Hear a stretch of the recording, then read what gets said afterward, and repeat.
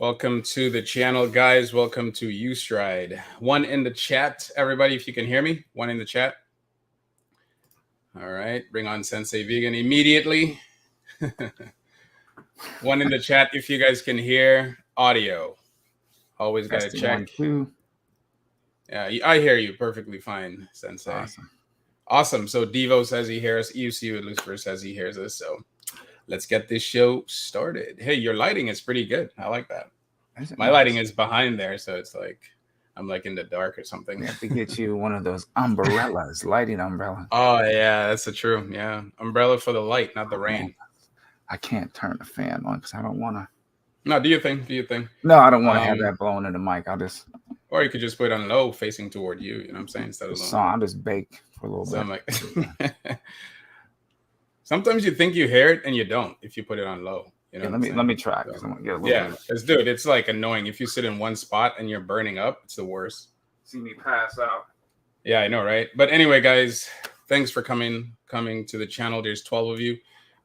Please hit the like button, as you've heard from many other YouTubers. But yeah, so we started this EUC Blitz. But you know what? Before we get into it, let's just do a little recap because we haven't really done a live in a while.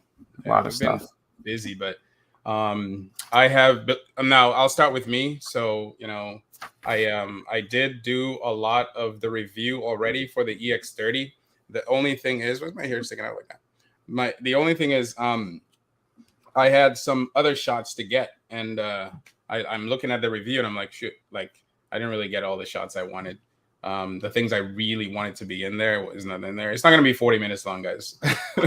It's just like, you know, I wanted to make sure I got those shots properly done. So plus I work, you know what I mean? So plus it rained. I mean, so many excuses, man. I could at least go on with excuses, but yeah, I want to get some stuff done to add to the review before I release it. So hopefully I can release it this week.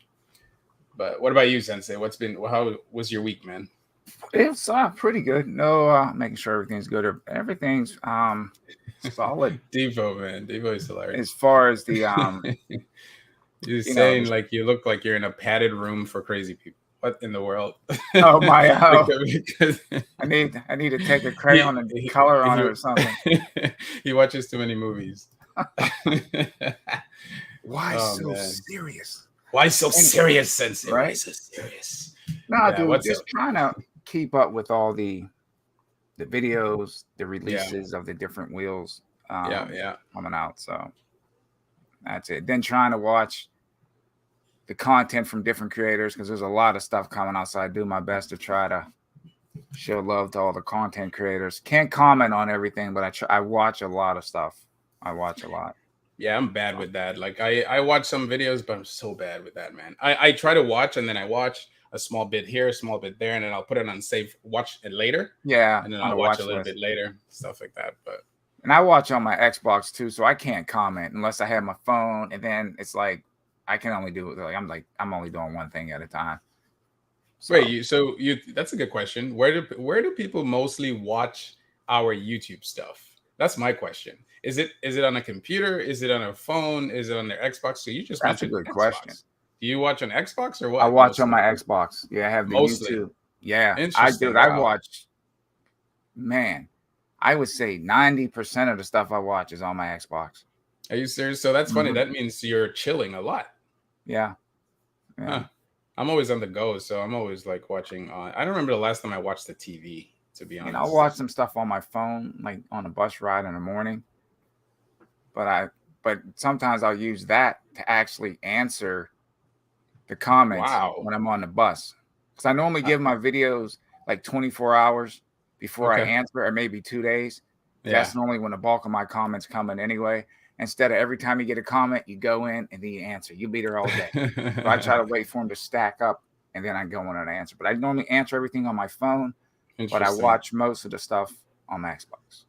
Now, soon it will be your goggles, right? Goggles. Yeah, baby, the Xbox, man. EUC Lucifer says TV. Arthur Cora says laptop. EUC Chronicles. EUC Chronicles. Whoa. We should let him on in a little bit. Flip, EUC we're Chronicle, still gonna do that live, Flip. Yeah. So We just EUC gotta Chronicle coordinate our says schedules. Xbox. E Simon says phone. So it's kind of like 50-50. So phone. No, not 50-50. Now Like the phones are taking it. Yeah, the phones are taking it, but other alternatives to phones seems to be in a close heat. Like what?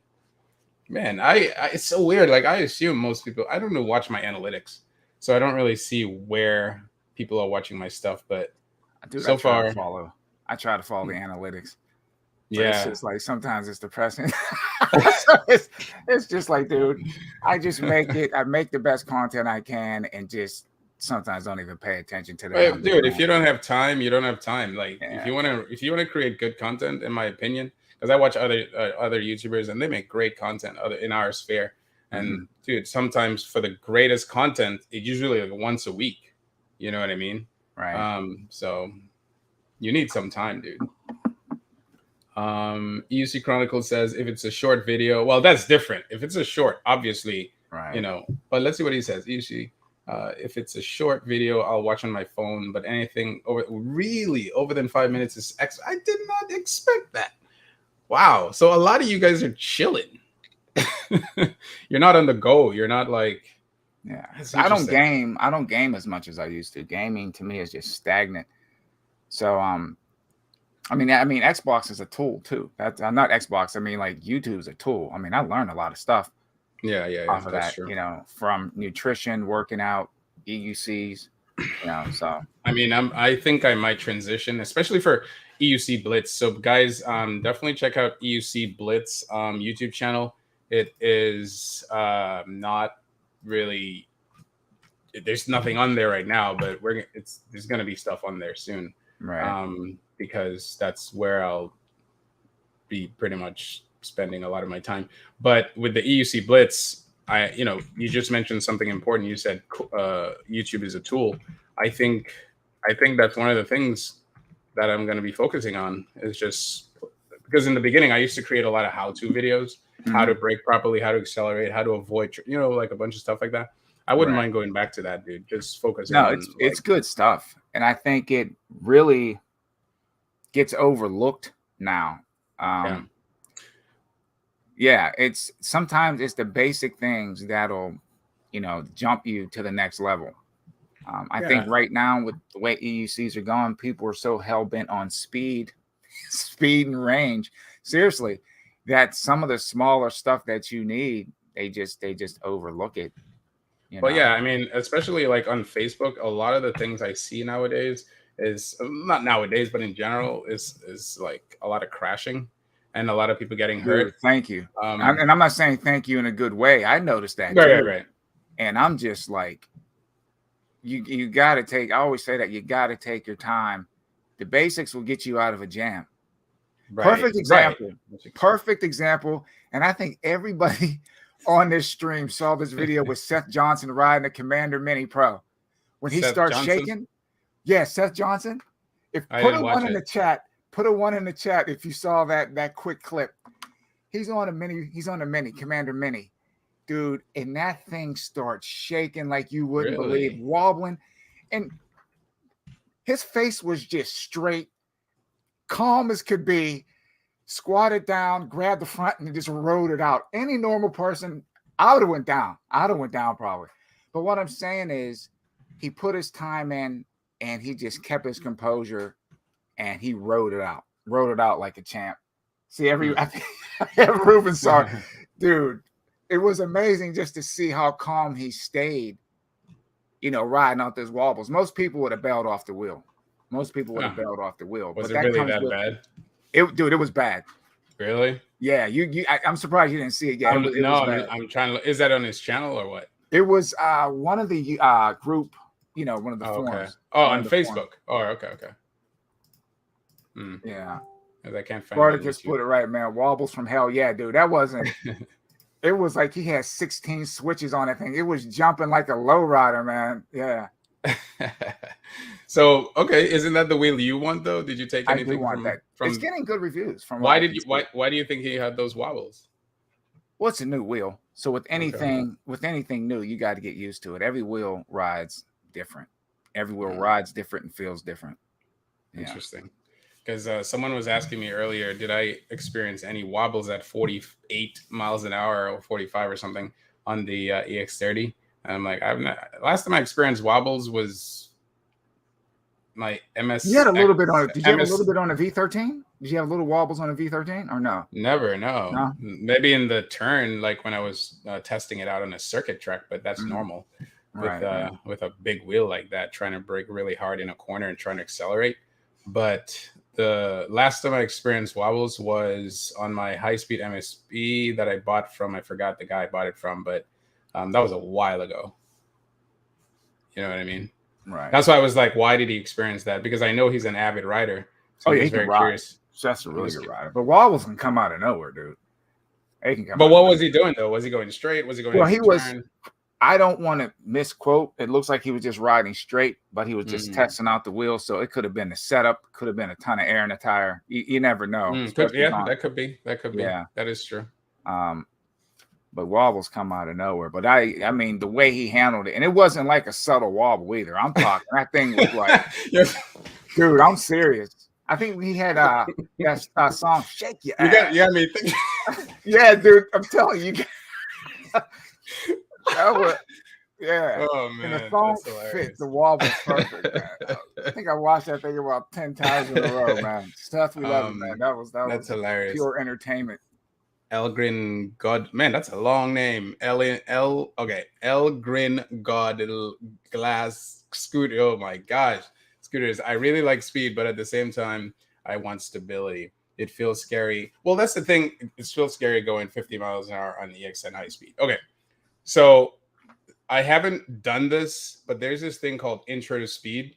And I was thinking of doing it because apparently it's like something you could just take on in your city and then just do it.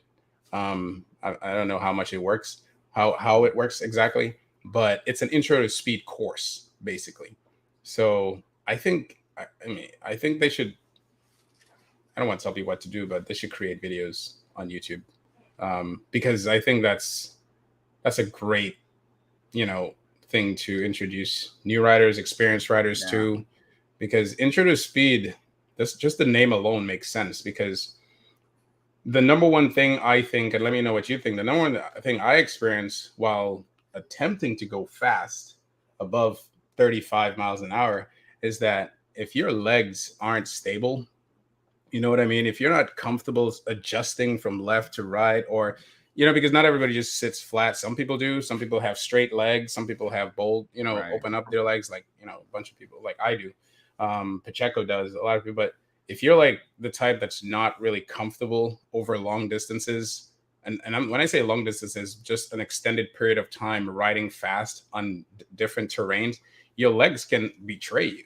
And if it hits you at the wrong time, especially also you said with high pressure, etc., that can be a scary thing, because you're like, wait a minute, I know I'm doing everything right. What's going on? And then you realize, especially now with suspension, because what I experienced with the Master, one of the reasons I was having issues in the wind, I kept looking at the comments because I look for help in the comments, and some people in the comments were telling me, why don't you reduce the tire pressure? And I didn't think about that. You know why I didn't think about that? Because of the suspension. Because before, it was a 1-to-1 feedback. You put 40 psi, you'll feel that 40 psi immediately because there's no buffer. Yeah. Now I put 40 psi, I barely know what I have. You see what I'm saying? Because the suspension's in the way. Yeah, 100%. When you're riding with like non-suspension, I kind of make the comparison of riding in a go-kart and then riding in a car that has suspension, in a sense. You feel everything with non-suspension. Right. And I think that might be the reason why a lot of riders prefer non-suspension wheels, but you're getting that pure feedback. Yeah. And even with suspension, if your suspension is not set up right, it can actually throw you off. You know what I mean? Like you're going down and it's you know what I mean? Because it's not, your body's not coinciding with the suspension. It has to work as one. So that thing definitely has to be tuned correctly. That can throw you off the wheel too. So maybe maybe it could be a combination of those things with Seth Johnson, because suspension is still pretty new. Because like I said, when I got on the Master Pro, I didn't even think about the pressure, dude, the tire pressure. I think even the V13, I didn't think of the tire pressure. I just assumed Black Cobra was bigger than me. He's heavier than me. The suspension worked for him. Must work for me. For you. Yeah. You know, I didn't even think about it. I mean, I always tell people, you can look it up. Mike from Is There Any Food? He made some really good videos on tire pressure. And one thing he would say is a lot of people are riding with way too high tire pressure. It's like when you pump, if you put air in a basketball and you put too much air in it, the ball's going to bounce too high. You get too much rebound out of it. You understand what I mean? Even like playing off the rim, you'll hit the rim and bang, it'll just bounce all over the place. Or even when you try to dribble, you can dribble it a little bit, it'll bounce up over your head. So you have to it's the same thing with the tire. Too much air is going to make it overreactive. So if you hit a bump, it's just like dribbling on you. Right. Yeah. Makes sense. At that high speed, it just amplifies everything. Yep. I like that word. K Moore says you should make more videos on safety, like protective gear, speed cutouts, and aware of your surroundings. I think that'll be something I wouldn't mind putting on the EUC Blitz, because even with racing and competition, you know, I'm going to say it. Not everybody races in a setting that's safe.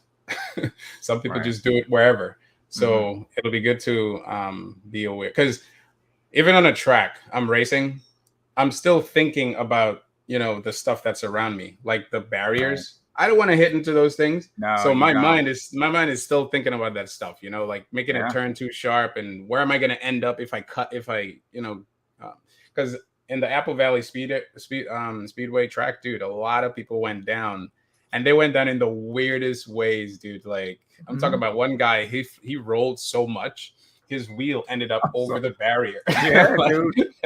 And sometimes going down is not the issue. It's when you slide, what are you going to hit? Right. That's exactly. Something at 40 miles an hour does not feel good.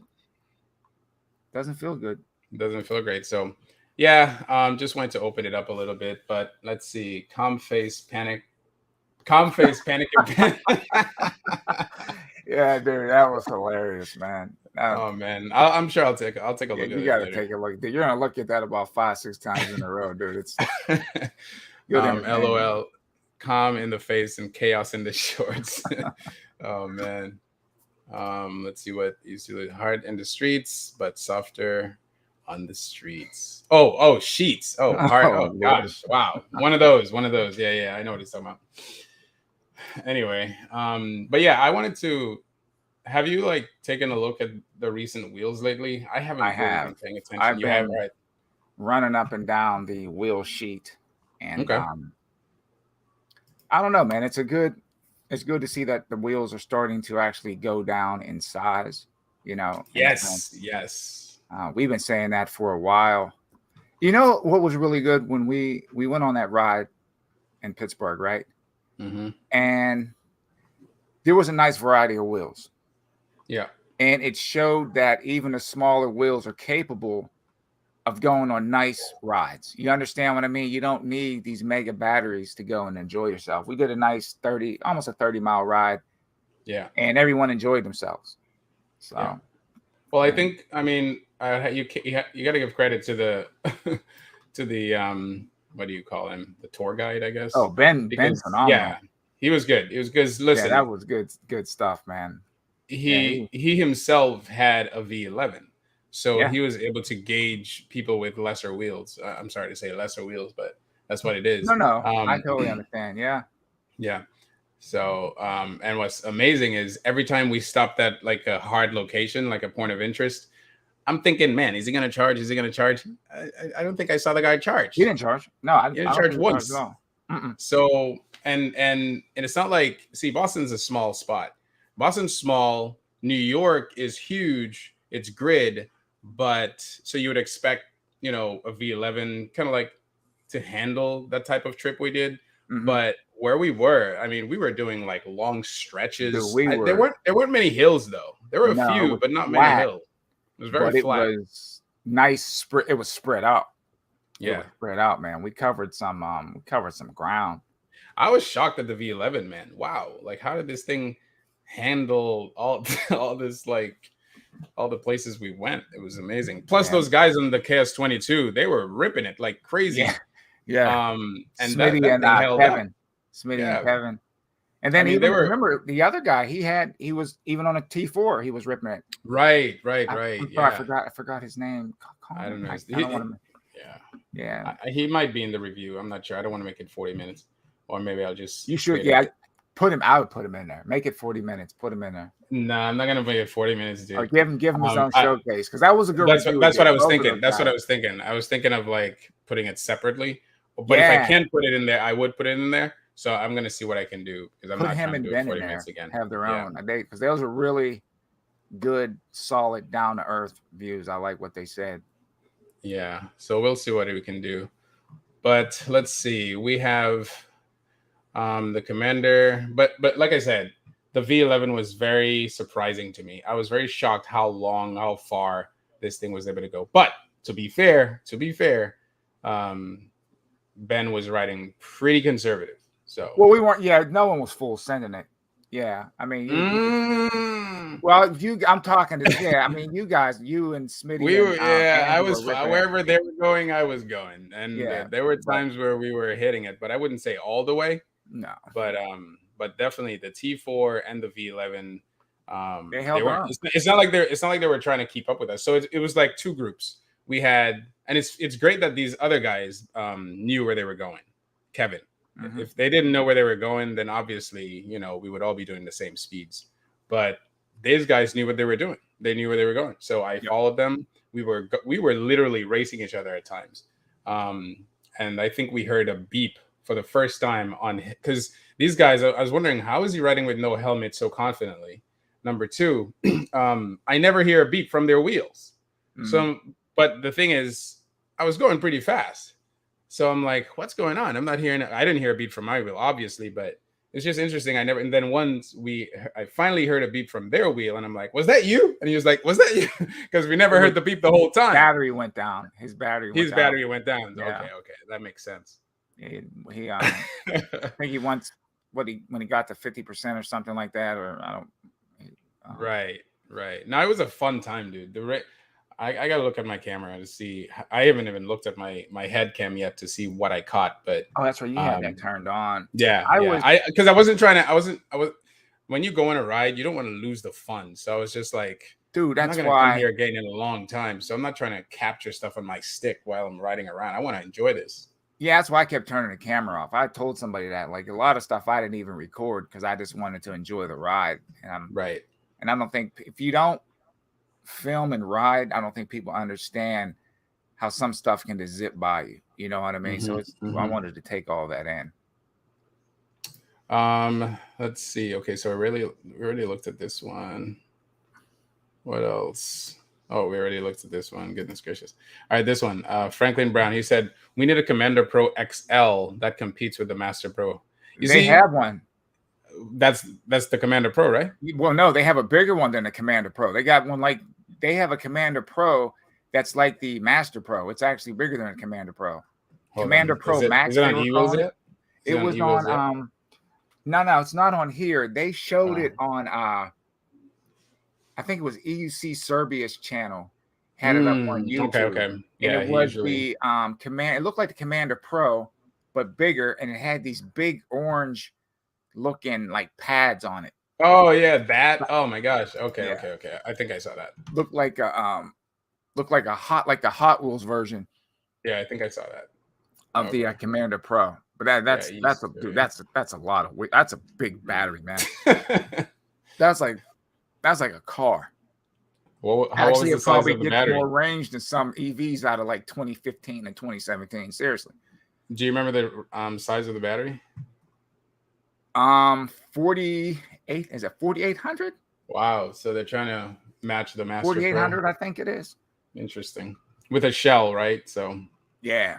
For those who are complaining about that. But yeah, man. Yeah, I mean, some of these wheels are great. The Commander Mini 2400 watt hours, that's your wheel next, right? Yeah, I would love to get that one. I mean, basically, when you think about it, it's a Master. Mm-hmm. Same battery. Why do you say it's a Master? Same battery, 134 watt. The motor might be slightly smaller. I'm not sure what's in the master. So you have, but as far as like the watt hours, the weight should be pretty similar. Mm-hmm. When I was watching, the master is a 3,500 watt motor. But is it tall though? Is it tall as the master? Dude, they put it next to the what wheel did they put it next to? What was he riding? It's not small. The wheel's not small. Really? No, and it weighs 88 pounds. It's not a small wheel. Right. And it wasn't far off. I forgot what wheel they had it next to. It was a little bit shorter, but it's not a small wheel by any means. They call it small. Is it bigger than the veteran Peyton? It weighs as much as the Sherman Max. Okay, so I thought he had like.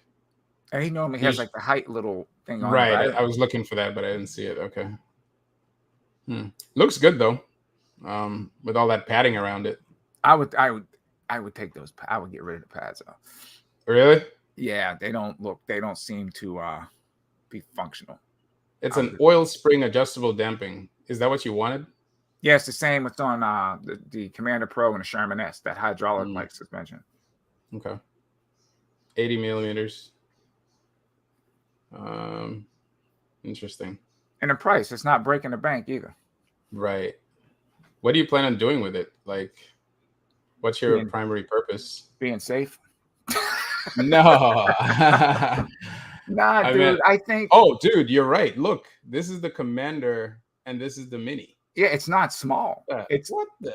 That's what I'm saying. It's more condensed. Just shorter. Yeah, it doesn't have as much body on it. Right. But in some cases, that might be good because your weight is directly over where it needs to be. Huh. Yeah, it's definitely not a small wheel. Definitely going to be accelerating a lot easier because there's less weight to throw. You got a 16 and 16 by 3. It might be slightly bigger. 3,200 watt motor. That thing's going to rip. That's interesting. Yeah, and the price is not so bad. Look at that, $27.99. Hey, if you don't care about like working on your own wheels, you could get it from Marty's guy. Oh yeah. Yeah, you probably get it for what, 25, 26? Yeah, something like that. Yeah. But you have to work on it yourself or hire your own guy. Right. Cool. Very cool. That's Liam. EUC Underground. EUC Underground. Okay, there you go. The look is deceptive. It's deceptively small. Yeah. Until you see it next to something else. Like I can't remember what wheel they had it next to. And you're like, wait a second, that wheel. Well, I just saw it next to the Commander, and the Commander is a big wheel. Look. So yeah, that's pretty cool. Big brother and little brother. So yeah, that's pretty cool. Let's see what people are saying here. Okay, nothing much. Okay, let's see what he says. Stan, any info on the size of wheel on the upcoming In Motion adventure? I don't know anything. The only thing that I saw that In Motion was the updated. They put some updated specs on the V11Y, I think it's called. Right, I remember you showing me that. Yeah, that was it. Wasn't impressive though. It was minor. Nah, it wasn't. It wasn't major stuff. I think there's more stuff coming. I mean, yeah, but we'll see. But the A2 looks nice though. Oh, the A2 definitely looks good. Wow. It's a little bigger futuristic than the M10. It reminds me. Remember that movie, The Wraith? No, I haven't seen that movie. What? If someone in the chat had to see The Wraith with Charlie Sheen, that's an old movie. If you're a car person, you got to remember The Wraith. You got to watch that. That's on your to watch list. That's what that wheel reminds me of. Looks like it came out the movie The Wraith. What is it? It's called The Race. The Wraith. Wraith. Yeah. I'm not really. I mean, I don't know. You got to watch as soon as you get off. I'll definitely check. Yeah, The Wraith. The Wraith. Not the race. The Wraith. The Wraith. The Wraith. Kind of like with a lisp. Yeah, The Wraith. Hey, you want a wraith? You want a wraith? Oh man, sorry to the list people, but that's hilarious. All right. So one more question. Stan says, with the performance increases with wheels, should we update our helmets? Here's the thing. It's the same with when the wheels were updated, had updated speed motors, all that stuff. Um, you know, uh, there's 100. It started with 84 volts or much less than that with the 9 bots. But then you went from 84, 100, 126, 134, etc. How many of you guys who have any wheel that's above 100 volts take advantage of those extra volts? Exactly. We've been saying that. I think even Flip, if he's still in here, we've been saying that too. Most people aren't pushing their wheels to that high speed limit. They're not. I think it's almost like if you have a car that, I got 500 horsepower in a car, I'll go 180 miles an hour. Yeah, dude, are you driving 180 miles an hour? No. It's like it has 400 horsepower. Are you using that 400 horsepower all the time? So the answer to your question is it depends. I mean, if you're an avid off-roader who does crazy jumps, if you're an average street rider who does crazy speeds and always pushing the limit of your wheel, then yeah, absolutely. Upgrade your helmet to a much more DOT approved helmet.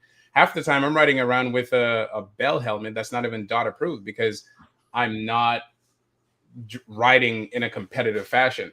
And it's kind of funny. After you ride so much, you kind of, I'm not saying you become completely aware, but riding around a lot kind of like helps you understand your environment a lot better and your wheel a lot better and the risks that come with that. So then you tend to take away certain safety gear because the helmet I typically wear when I'm really doing crazy rides is a heavy DOT helmet.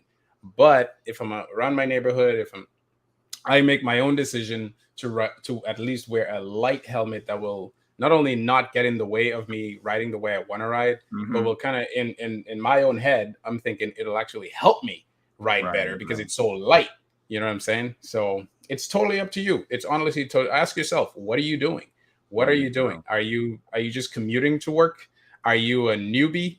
You could have been riding for 5 years and still be a newbie in the sense that you know where you're going because you go there all the time, but you're not someone who constantly takes risks. You know what I mean? And if you don't take risks on your wheel, that's a quick way to cause yourself to panic in situations that you're not comfortable with. So I would recommend being not fully geared, but geared with good products.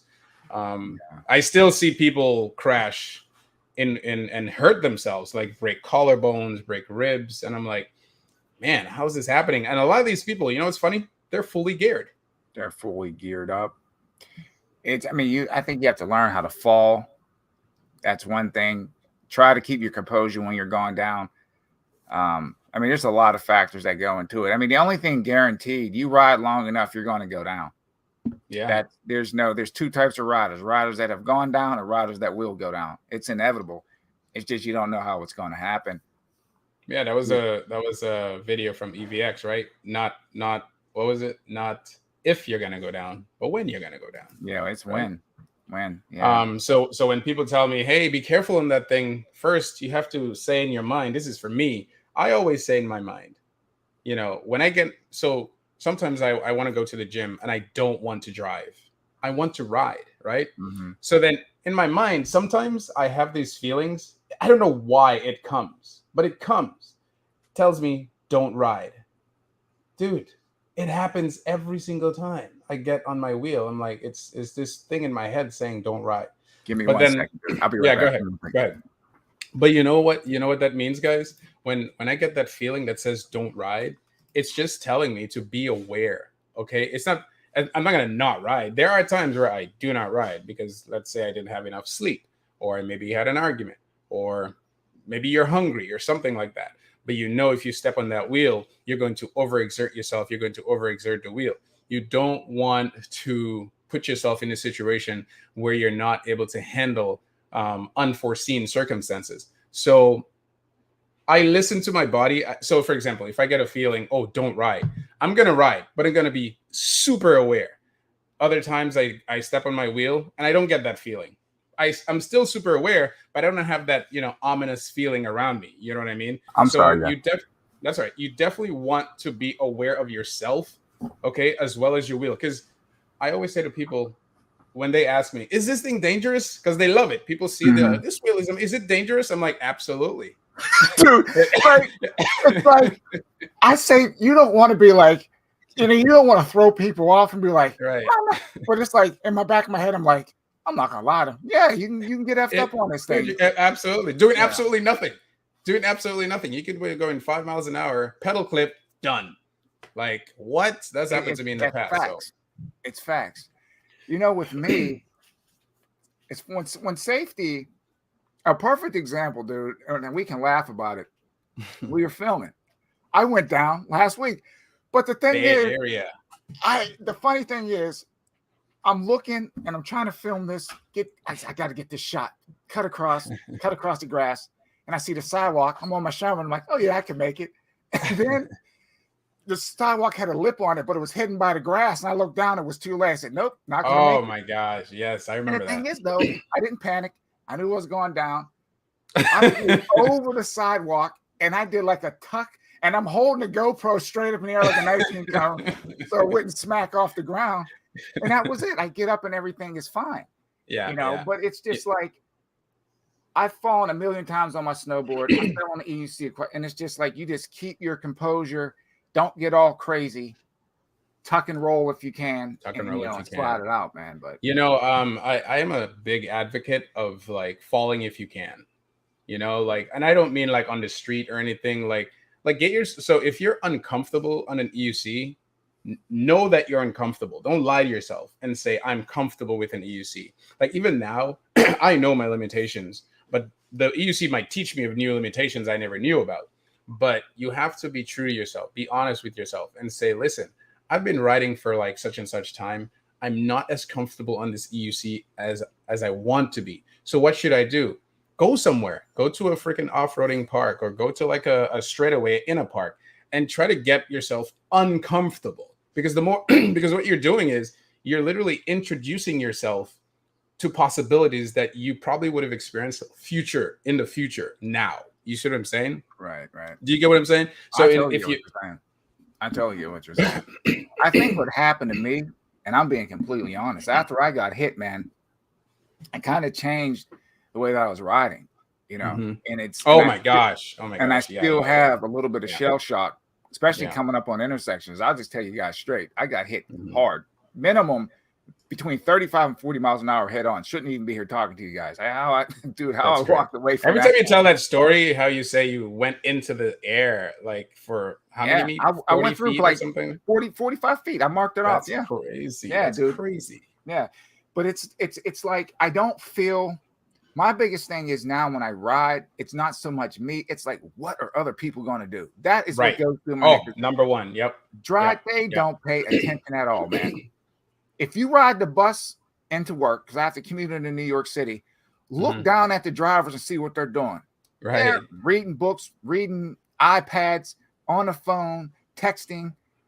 They don't pay attention. Devo says experience is the best teacher. Absolutely, dude. And it's funny you say that because that's a loaded statement you just said, Devo. That's experience is the best teacher. Okay. How is the experience going to teach me if I don't have the experience? So now what you have to do is don't wait on the experience. Go get it.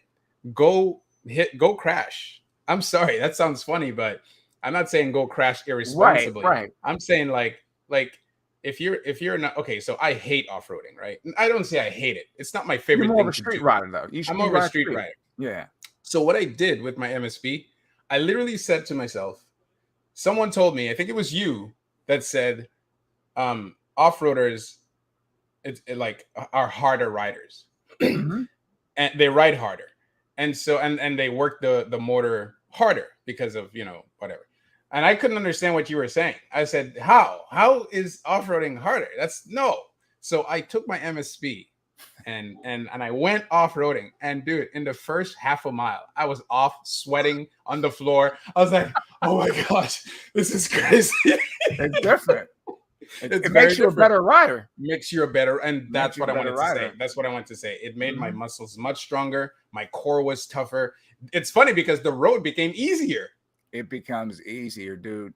The wheels not dance on a, riding off-road, wheels dancing all over the place, skidding around. And you get to a point where when it happens on a street, perfect example. I remember when I demoed the Hero on that CST tire. Man, I was like, what the frick, dude? It was literally like riding on a square. You would go to turn, it'd be like flop, flop. Right. Couple people, good riders, couple people dumped the wheel. It was the tire. Now, I got on the EX30. Remember I said you can feel it edging? But I didn't panic. I can feel the wheel flop. And I'm like, okay, it's gonna flop. And you just like kind of go, okay. But it was just like after riding so much, you kind of get used to where you're not gonna fall off. It might feel like it, but you're gonna fall to a certain point and then you catch, and then inertia. So that's called experience per Devo, but that's also called anticipation. Because now when you're riding, remember that feedback thing you were talking about? When you're riding, the feedback you get from the road is actually relative to the tire, to your riding ability, your ability to literally sense something's wrong, something's off. If you're completely unaware of what is off or what off is, when you experience something, the first thing that's gonna come in your mind is panic. You know what I mean? Right. It's just like wobbles. When you hit a wobble and you've never experienced it before, the first thing that's going to come into your head if you haven't trained yourself on this is, this shouldn't be happening. What's happening? This wheel sucks. But if you've experienced it before, you're going to be like, you know what? It's not the wheel. It's probably my setup. You see what I'm saying? So you ride it out. Key, man. It is. Exactly. That is. Well, I'll dive into that a little bit later. Setup is so key, man. You can dive in now. Like, go ahead. What I learned about setup, right? And I'll just toss in the Blitz. We'll get into that a little bit later. Yeah. Well, let's just get into it. It is what it is. Your regular setup. Because Stan is saying, I'm noticing, don't lose your thought. Stan is saying, I'm noticing many high-level races. Are these races invite only? So that goes into our Blitz where, it's not really invite only. So we can just talk about that. I don't know the answer to that, Stan. We'll clue you in as much as we can. As much as we can. Yeah, your comfort setup, your daily setup is not going to make good for a race setup. Right. It's not.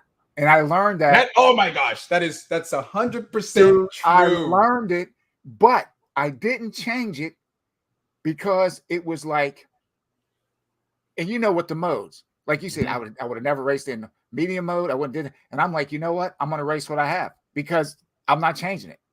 So it was like, I said, okay, now I see.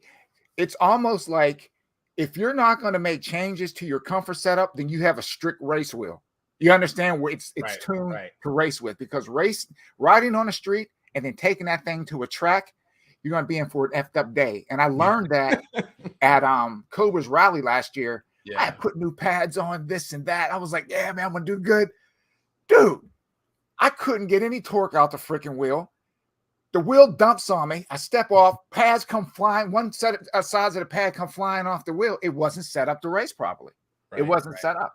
And it's funny, to your point, to your point, it's the same thing that happened to me at Apple Valley Speedway. Zen Lee was like, dude, and that comes with experience. He just looked at my wheel and he's like, you're racing with those pedals? And I'm like, yeah. I'm like, absolutely. So we went on a track that he set up in a parking lot that was similar to the AVS setup. And he's like, you're going to scrape badly on this. And so I was like, I still had he said it, but I didn't really listen to him. So then I went and I slid.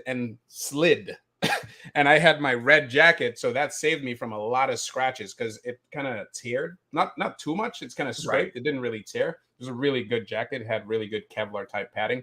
But it did not tear. But I did fall and immediately changed the pedals. Turned up the dihedral a whole lot. Changed my pedals, my padding, my pedal angles. Put it in hard mode, dude. I did a lot of changes, and it's kind of funny. You're absolutely right. Even off-roading is different too than your daily riding. So you gotta ask yourself, like, what are you using this wheel for? Dude, I want to say something, and I'm going to include myself at the top of the list, and I might tick some people off. Yo, hold on. This guy's hilarious. Ruben, he said, this is why I don't wear any gear. I say Ruben's like the Goku of the riders, dude. Yeah, man.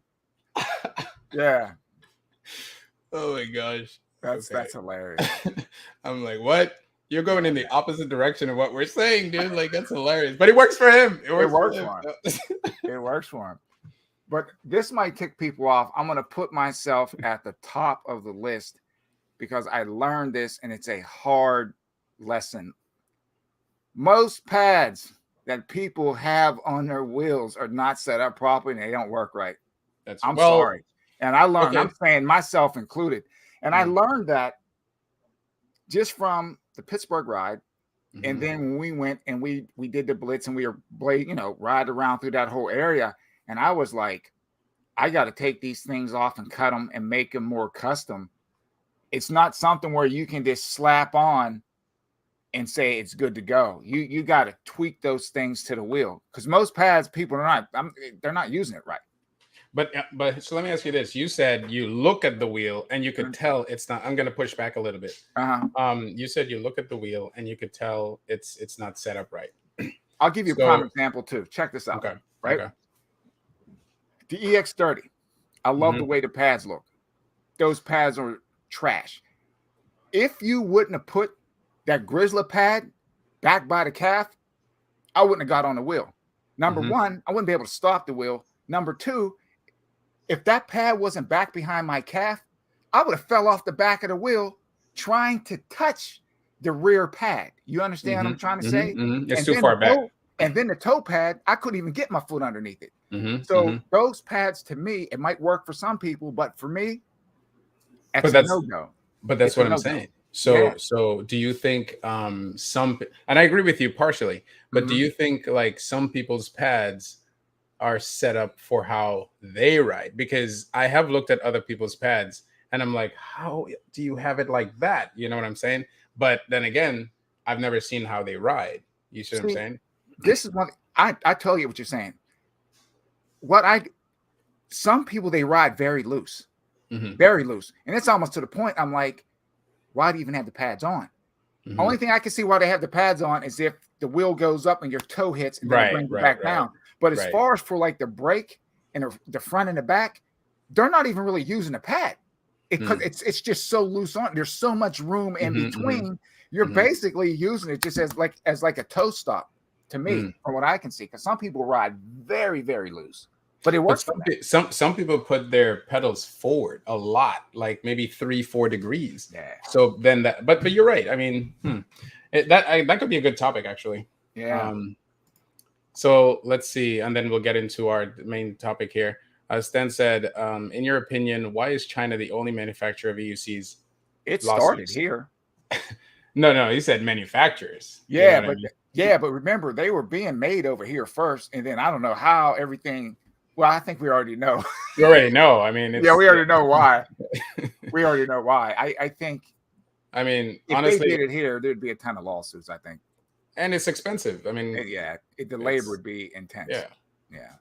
You might be paying $15,000 for an EUC with a 500 watt battery on it. You know what I mean? Look at. I mean, come on, that's gonna happen. Yeah.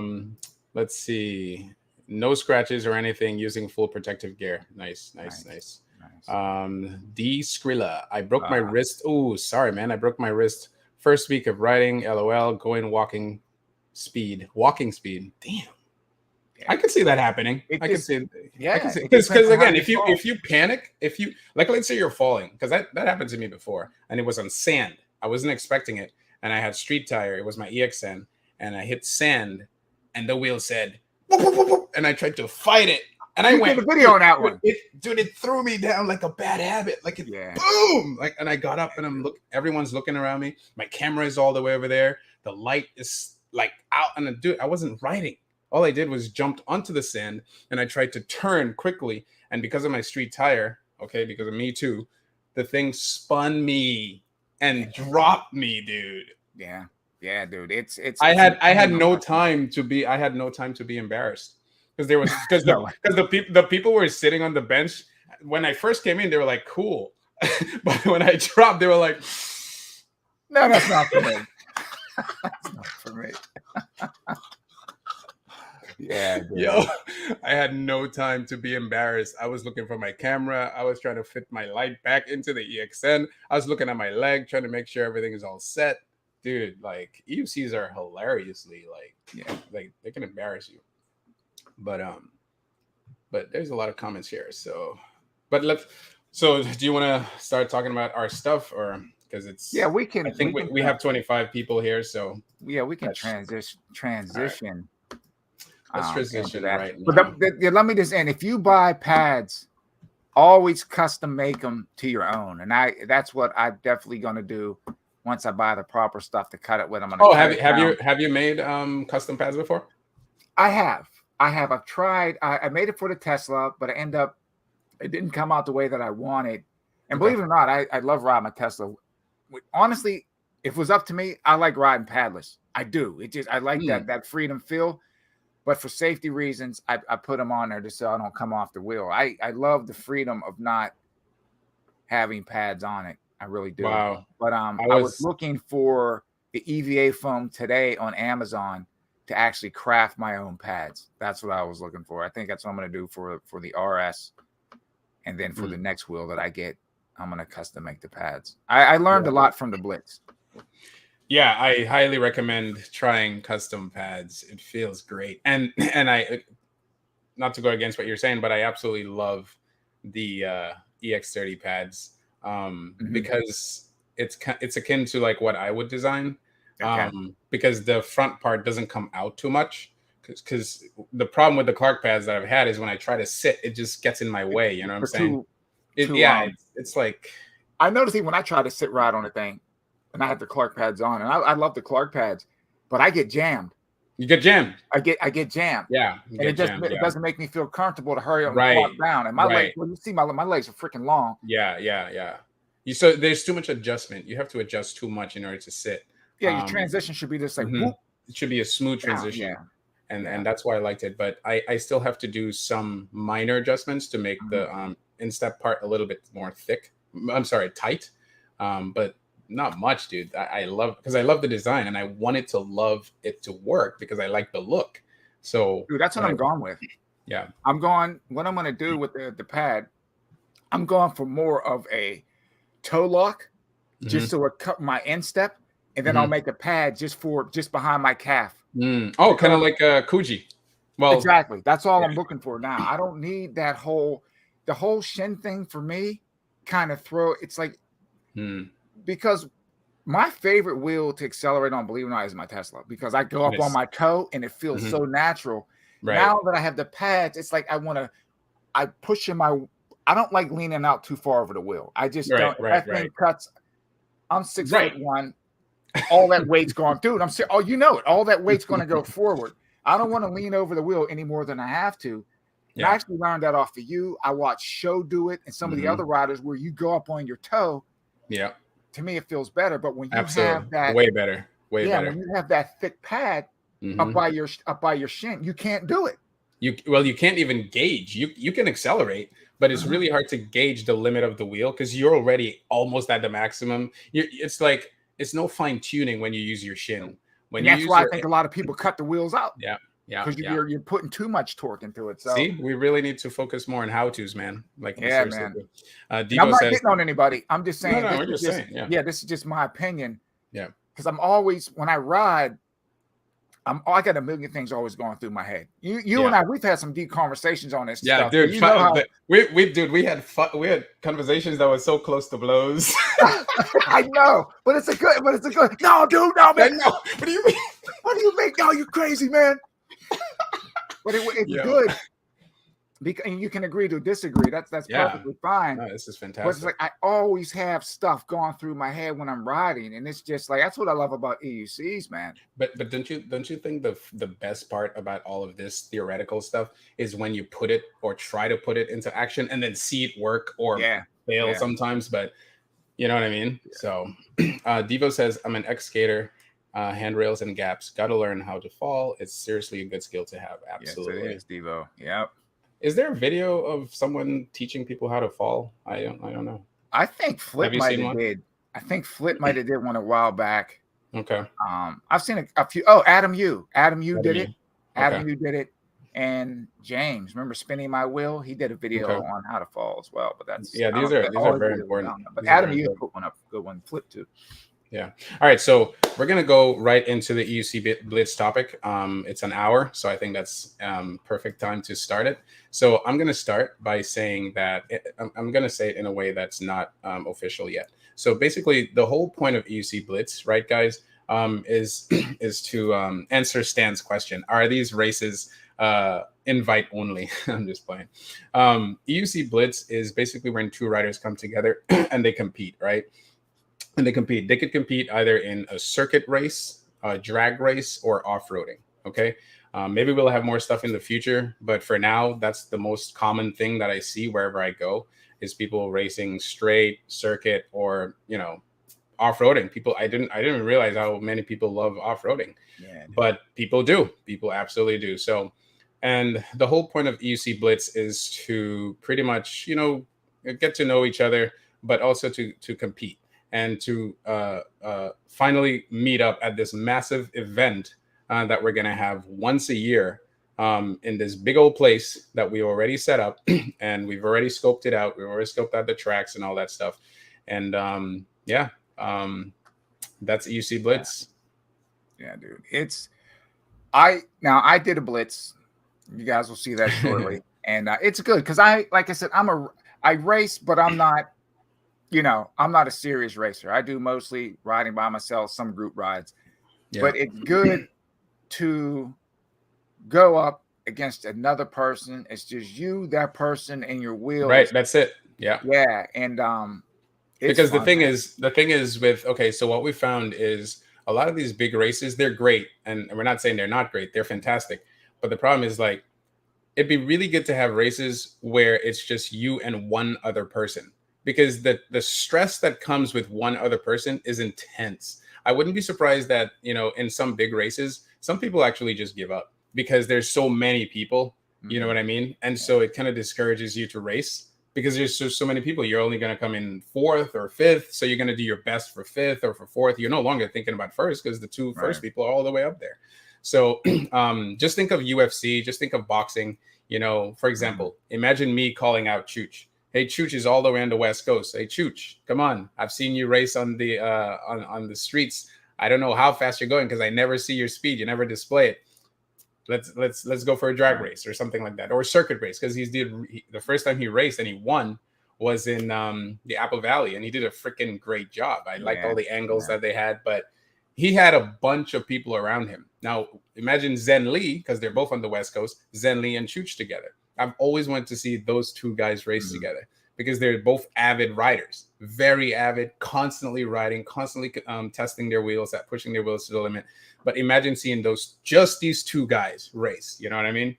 Right. So that's the spirit of the Blitz is to have two riders. Because another thing is in the comments, a lot of people say stuff. So we had an unofficial Blitz in New York between myself and EUC Vibes. And a lot of you in the comments were saying some stuff, and I liked it. Great comments. But that's basically what it is. Now, imagine me calling one of you guys in the comments and saying, all right, Devo. All right, I saw what you said. Devo. Let's go. And you get your best wheel. You decide, you like the drag race. Let's go and do a quarter-mile race. Let's go and do a circuit. And the funny thing is, it's not, to answer Stan's question, this is not going to be something that's sanctioned per se. Just think about it as Blitz Underground. Okay. Yeah, dude, this is you get the coordinates and you meet and you go. You might have to run Popo to get away. You never know, right? Well, we're not planning on doing that, but you never know. So we'll try to. I mean, the locations will be as secure as they can be. We don't want to get anybody in trouble. Right, exactly. Anybody in trouble. But yeah, so the whole goal is to have as many participants as possible throughout the year. Throughout this Blitz to lead up to a big event called the EUC the EUC Blitz Rider Championship. Okay, this is where real prizes will be held. We plan. Do we want to tell them anything? We don't want to give everything, but it's going to be open to everybody, and we want to make everyone feel comfortable to race. Right. That's the main. You want anybody being intimidated? Oh, I'm not. No, come out. And this is one thing I always want to tell people about going to events, man, especially races. Me, I was never really a racer, but I said, you know what? I'm going to go. That is like EUC University. When you can go there and talk with Law Lexina, learn how to make pads, learn how to jump. You see Will Brady, you see U-Stride, you see Black Cobra. That's where I learned. That's where I learned to do pads. Because before I went to Black Cobra's event, I wasn't interested in pads because I hated all the pads until I saw custom pads from Law. I'm like, let me try this out. You learn, I mean, from Jeremy, you learn from Jesse Pike, all these people, Ruben, you know, all these different people you learn from, man. So it's like, even if you don't say, I can't compete, come anyway. It'll be a race for everybody's skill level. We'll say that. And you come and just have fun. That is the main thing. Have fun. Have fun. And learn. Have fun and learn. And so I want to say what Devo said. He said, Fast and the Furious style, Tokyo Drift, baby. And then, yeah, dude. Yes. And then Wilson right behind him says, pretty much a friendly, I'll take you outside, bro. Like, exactly. That's what it is. Like, that's what it is. Like, we talk a lot. We talk a lot online, and I like the talk, but let's put it into action because Mario inspired us. Okay. I still don't know who Mario is, but he inspired us because I've never heard of Mario. Pretty much some of you have, but he won. He beat everyone we knew and was expecting to win, you know, at this last race with Amped Electric Games in Las Vegas in the parking lot. He came out of nowhere. He came out of nowhere. Who is this guy? He came and he left. Now where is he? I don't know where he is. You know, so he's back training. Dude, he's coming to bring some tears out of somebody's eyes, man. I know, right? He's coming, man. But I love stuff like that.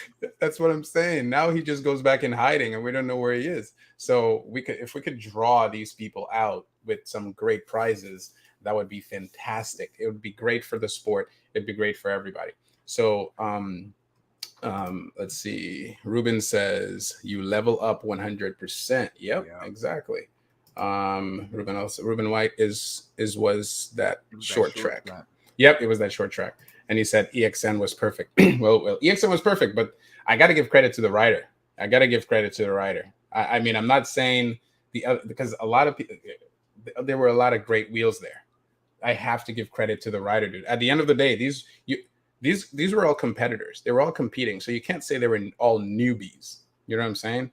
These were all great competitors. Because if Zen Lee had won, what would I have said about Ruben? You see what I'm saying? So these were all great riders. Ruben and positioning. Okay. So I created a video for you guys, and it's just to amp you up about the spirit of the Blitz. Okay, the spirit of the Blitz is in the spirit of competition and learning and having fun. And this short video is just going to grasp all that together. Let me just introduce EUC Blitz with this video. All right, so let's do it. Did I say this? I saw this. Yeah, I think I sent it to you. I don't know if you saw it, okay. Yeah. All right, I got you. All right. Hey, woo-hoo! Dude, I went down twice. All right. EUC Blitz. Yeah, woo-hoo! Dude, I went down twice, bro. Really? I think I went into the rough stop, the deep, and it just... Battery, 99%. 20 minutes from start.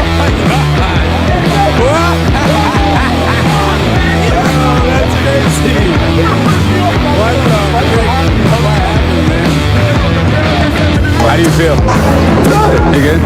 So apparently this is a route you guys do every day? How did it start? I just posted it. But were you challenging Sam? No, I said anyone who would like to challenge.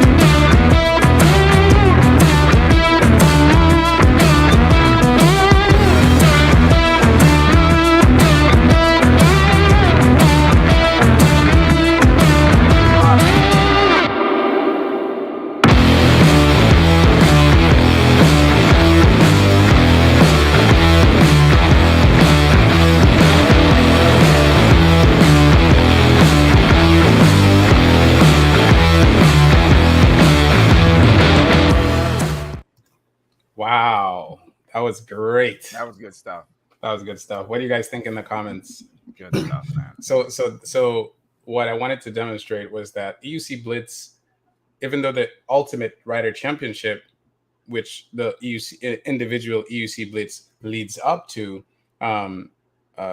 is in one location, the individual EUC Blitz is not like in a. It could be wherever. It could be wherever. It could be in a tunnel. It could be at another race, like the Black Cobra event that's coming up. Respectfully, though. Respectfully. Yeah. Yes. Yeah, we don't want to impede, but yeah, dude, that is, man, get hyped up watching that stuff, man. Even like the scenes in New York, dude. I mean, that's a thrill in New York too, man. Slicing through traffic and stuff like that. But wow. Well, that's the point of the Blitz, is to get you out of your comfort zone. Mm-hmm. You know what I mean? Get you completely out of comfort zone. Learn how to race. Learn how to compete. Learn how to understand your wheel a little bit better. But if you look at F1 racing, for example, okay. So one thing that's important, that's interesting to understand about F1 racing is that F1 racing, these companies, they spend millions of dollars to try to create new technology that obviously works great for the F1 cars, but it also helps the car industry in general, makes it better. So we who race Amped Electric Games, the Black Cobra, EUC Blitz, or any type of other racing, these companies are going to constantly get feedback from us how to make wheels better. So how do you think the V13 Raptor got better? Because a bunch of V11s kept dying. You know what I mean? And why did it keep dying? Because people kept doing stuff like whatever they do, jumping, torquing, whatever. You know what I mean? Yeah. So yeah, it's going to be good stuff, man. It's just in the spirit of racing, competition, learning, all that wrapped into one. And if you get beat, who cares? Because it's like, no, seriously, it's just going to make you better. It's just fun. Yeah. And then you're going to go somewhere and just annihilate somebody. You're going to have all that knowledge. You're going to figure out what you did wrong and what you can do right. So, right. And yes, Amped Electric Games did come a very long way. Just the festival EUCs are streaming live events. Yeah, the live event from Amped Electric Games is amazing. Like when they started doing that, that was very impressive. It's pretty much, what we got used to with fighting, F1 racing, NASCAR. You know what I mean? Yeah. I'm looking forward to it. Yeah. So so that's the gist. That's the gist of it. This support, man. You want to race, contact Stride, contact myself. We have a website up. You can do it. The website will be up. I could have it up tonight, but it should be up by this week for sure. Right. Yeah, it'll be simple. EUCblitz.com. What Stan is saying. Yes. Okay, so what is he asking? With our EUCs? Yes, with your EUCs. Yeah. Yep, you're racing with your EUCs. Stan, in your reviews of the V13 and Master Pro, you gave maximum accolades for both. Which EUCs made you feel most comfortable at high speeds? I would say the V13 is definitely more comfortable at high speeds because of its weight. It's very heavy. It's very sturdy. The wind, you could just cut through the wind, no problem. The Master Pro is very easy accelerating. Like, you don't even feel it. Like, it's so smooth, dude. You get up to 50 miles an hour, you barely know you're doing 50 miles an hour. So, yeah, I hope that answers your question. You know what's nuts? Ruben's asking who wants to race him. Hey, Ruben, what wheels do you, okay, hold on. What were you going to say, Sensei? No, go to answer that first, man. You got to answer it. So here you go, Ruben. Here's the link. You can hop on board. Anybody can hop on board if they want. I know it's funny. Whenever I put the link, people never come on. Like in the past, people used to, but people get nervous, I guess. I don't know. But Ruben, the link is right here. If you want to call out someone. On that Master Pro too, man. Oh, he rides a Master Pro? Monster Pro? Dude, one of the best races that I've ever seen was an indoor. It was Cobra's indoor rally. And he was on a monster. I want to say version 2, Ruben. You can vouch for that. I've never seen anybody throw that thing around on a tight track like that. Oh, Ruben was there? Yeah. Oh, wow. That dude, he was rolling on that thing, man. I've never seen anybody throw a monster around like that. V2 it was the V2. It was the V2, yeah. Dude, one of the best races ever. Ruben, hit the link, man. Come in. I wanna ask you a question because the next EUC Blitz. Okay, so on our website we have. Let me see if I could just share with them. What else? While you're pulling up, this is what I wanted to say. Yeah. And this is my open letter to the GOAT, right? Yeah. And I think some people are going to disagree. Again, you know me, dude. I'll say what I have to say. Yeah. I think in order for them to make wheels that are stable, more stable at higher speeds, they need to start putting like bodies on their wheels, because with all that empty space, that air comes in and it starts dancing in the wheel. So let me interrupt you. So you're right. But here's the thing. I like the modular design because here's why. It makes the wheel lighter. And when I adjusted the tire pressure, the wheel was a different wheel. Oh, okay. I don't know. It was, but I don't know, because I also have my custom pads which covers up the hole. So I don't know if that helped as well. Yeah. See, that would, even if they could put a piece on it to where the wind would come around it. You understand what I mean? Make it a little bit more aerodynamic. Yeah, just make it more aerodynamic so that air is just not whistling around through the wheel, man. That's, I don't know. That's just my opinion anyway. Okay, so Ruben White says, who wants to race him? I don't mind racing your Ruben White. Are you in New York? Is he in New York? Yeah, Ruben's in New York, man. That might be the next one. Well, the next one is EUC Vibes. Well, he can go after Vibes. Yeah, we can do 2 that day. Yeah, we have a whole list of people we want to see race. But let's see. So he has a Monster Pro V2. Spartacus says, I don't think anyone is fast enough to race me. So Spartacus, it's not necessarily about speed, because you can also do off-roading. You can also do circuit. So it doesn't always have to be a track. But if you think no one can race you, where are you, Spartacus? Are you in the East Coast or the West Coast? He's in the underground, baby. Spartacus is coming out the underground. They're going to just be slicing and dicing people. Spartacus, I got your back, bro. Oh, did someone come on? Oh, your device is not connected, Ruben. It says your device is not connected. So I can't bring you on because your device, I'm not sure what device, but it says your devices are not connected. So check your connection, Ruben. Stan says, when raced the EUC mechanic in NYC, what was your critique? I want to bring him on, actually. I want to bring him on. About Sam? Yeah, Sam. I want to bring him on. I want to bring Sam on because he's smooth, man. He's not a fast, he might kill me, but he's not a fast rider in a straight line, because I've never seen him ride fast in a straight line. But man, talk about maneuvering. He can sling a wheel, man. Dude, the way, and it was a monster. That's the crazy thing. And then he's making square turns. If that makes any sense, it's like, dude, but it's precision. It's man. precision. So I want to bring him on here. I want to bring him on here because I would like to have another blitz with him. But this one will be an official, because what we did was unofficial, underground, unsanctioned. This one would be an actual blitz. So, but Spartacus says he was robbed. Spartacus was robbed. Interesting. Did they steal your wheel? And then he said they took him out. Oh, dude. I think I know what he's talking about, man. The race is up. I believe the race is up on Cobra's channel. They were battling, man. They took him. Okay. Oh, that's what you meant. Really tight. Yeah, I think he would have pulled that out. I mean, that still was one of the best races I've ever seen. And I hold that to this day. You just got to watch the race, man. It was. I'll have to take a look. Yeah. Oh, Spartacus says he's just trolling. No, Spartacus, I think there's a little bit of truth to what you just said. You probably felt robbed. You felt robbed, man. You felt robbed, man.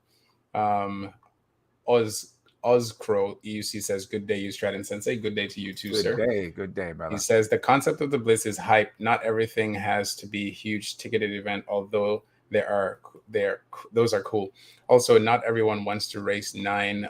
Exactly, that's what I'm saying. So Right. so the Blitz is literally one person versus another person, and then the big event at the very end, which is a year from when the Blitz starts, is at a location that we have. We have the video. We're gonna cut it up and show you guys on the Blitz channel on here too, so you guys can see what kind of awesome track this is. It's beautiful. There's trees. It's beautiful. We have a lot to Beautiful. work with. Yeah.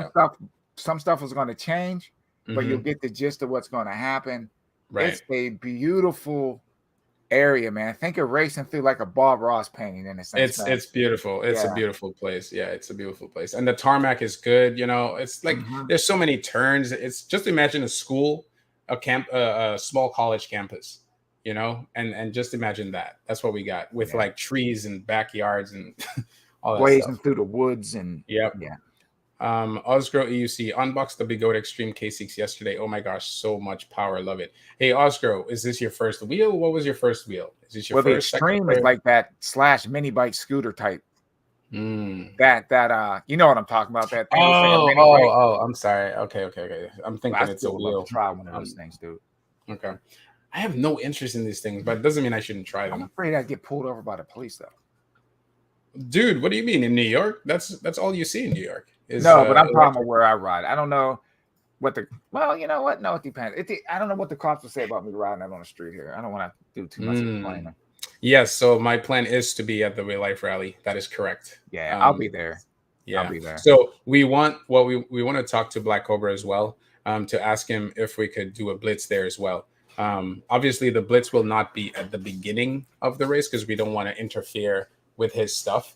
But at the very end, maybe when everyone's leaving, is when we would set up a blitz, because we would do the same thing at the AMP. We would reach out with the AMP guys and talk to them and say, hey, you know, is it okay if we do a blitz, you know, ahead of time? Talk to them ahead of time. But the goal is to do the blitz wherever. It doesn't matter. It doesn't have to be there. It can be off the rally. It could be off the rally. Doesn't matter. Away from the rally. Yeah, doesn't matter. Have to be the exact spot. Yeah, but hey, it would be great if they gave us permission. Gave us a shot, but we'll see. Yes. So the answer is yes. We plan on being there. Both my wheels are dead, but I have the EX30. Dude, I'm shooting for the mini pro by the rally. Okay. I'm shooting for the mini pro. I hope you get it. I hope you get it soon, because it'd be great for you to get at least 200 miles. Dude, this is gonna sound nuts. If I got that wheel, and Cobra's rally if I got it 3 days before the rally, I'm riding that thing. I'll put 400 miles on that thing within them days to get used to it, man. I'll call out sick. I swear, I'd be riding that thing day and night, man. Oh man. But we'll talk about the suspension afterwards, man. Yeah. I'm really excited. Devo says we should do side. Absolutely, dude. It's called EUC Blitz for a reason. Okay, just imagine football. I think you explained it best, Sensei. I don't even watch football, but you get the ball, you blitz. That's it. You know 3-4 defense, bring everybody. Safeties, everybody's coming. But Devo, it goes a step even further, bro. You think you're good? Yeah, we got EUC Blitz pinks, baby. We racing for the pink slip of wheels. That's the ultimate right there. That's the ultimate. Doing it. Yeah, man, that's the ultimate. Put the pink slip up to your wheel. Put your wheel up. Put your wheel up. You know what I mean? EUC Blitz pink slip. That's for people who really think they got it. Like, put your wheel up. That's Fast and the Furious. Dude, I walk away with no wheels, man. So I'm not putting nothing up. Oh man. Let me ask you. Nice. Oh, nice. Who's this? All right, let's add him. How's it going? Hey. Just let me change my logo. Sure. Are you in my pretty face? And there I am. Hey, how you going, boys? How's it going, man? Stride Sensei. Good to meet you. Melbourne, Australia, down here. Nice. So, there's my master. Nice. Over there, I've got a T4. Let me see if I could just put him on the screen here. Hold on. So we can see. Just got some Begode jackets sent to me. So hold on. Oh, hold on. I don't know how to do it. Just got them this morning.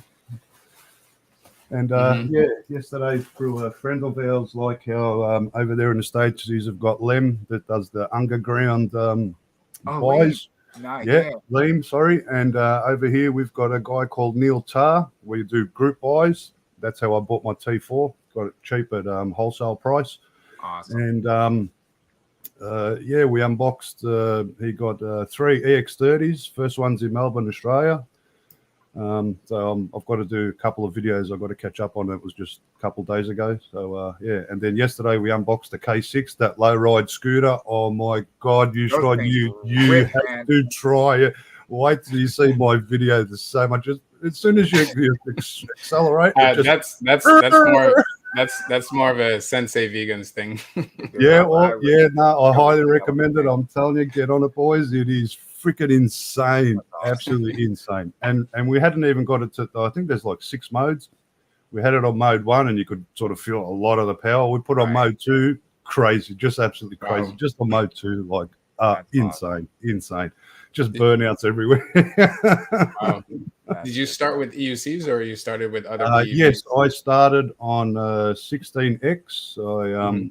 I had the opportunity to go and well, actually, my very first time was on a master, but my friend Neil was holding me.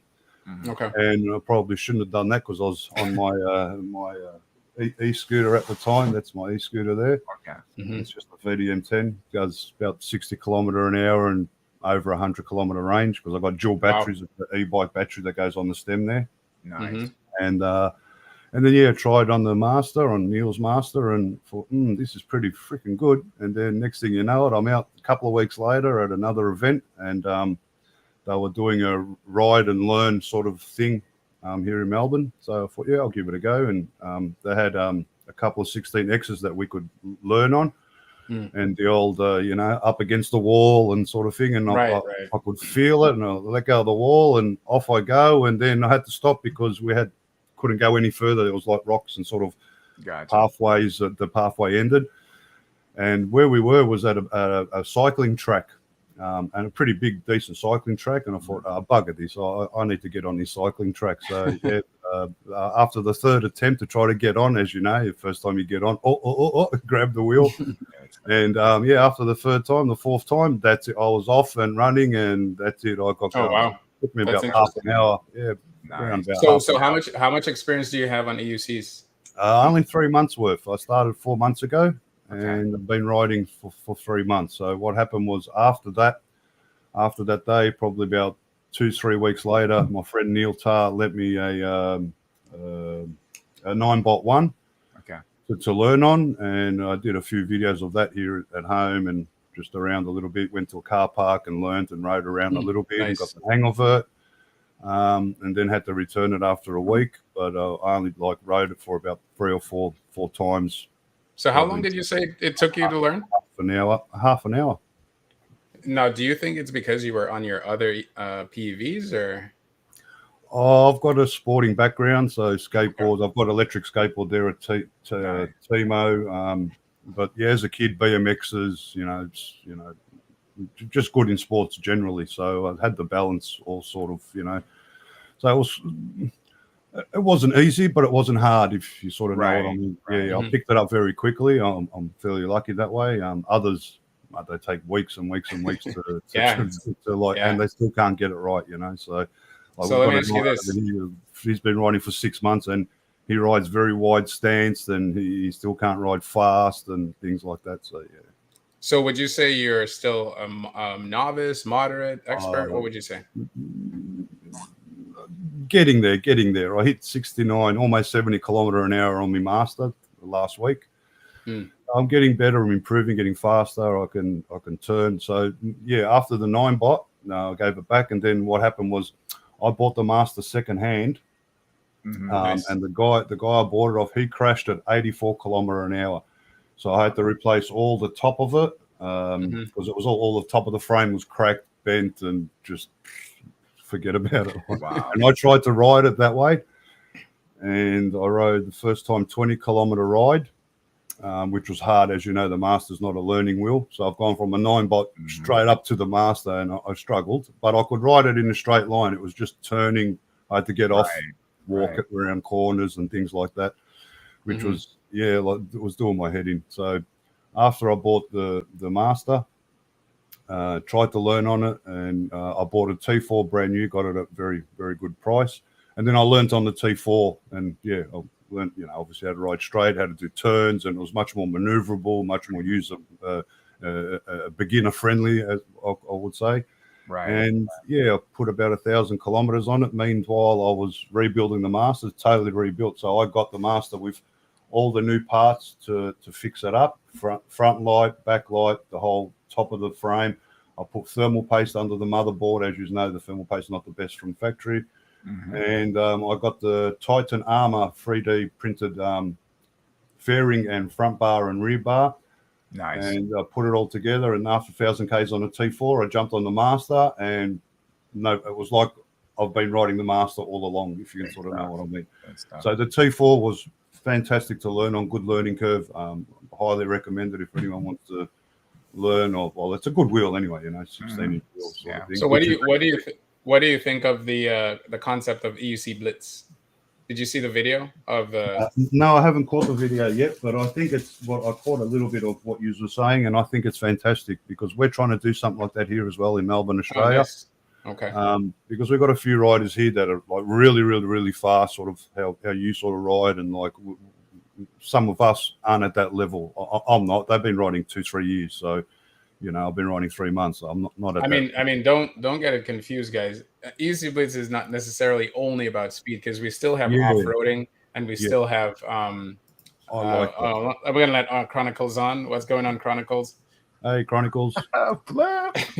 Yes, but I like what you're doing. Yeah. Yeah. So what I wanted to say is EUC Blitz is not only about speed.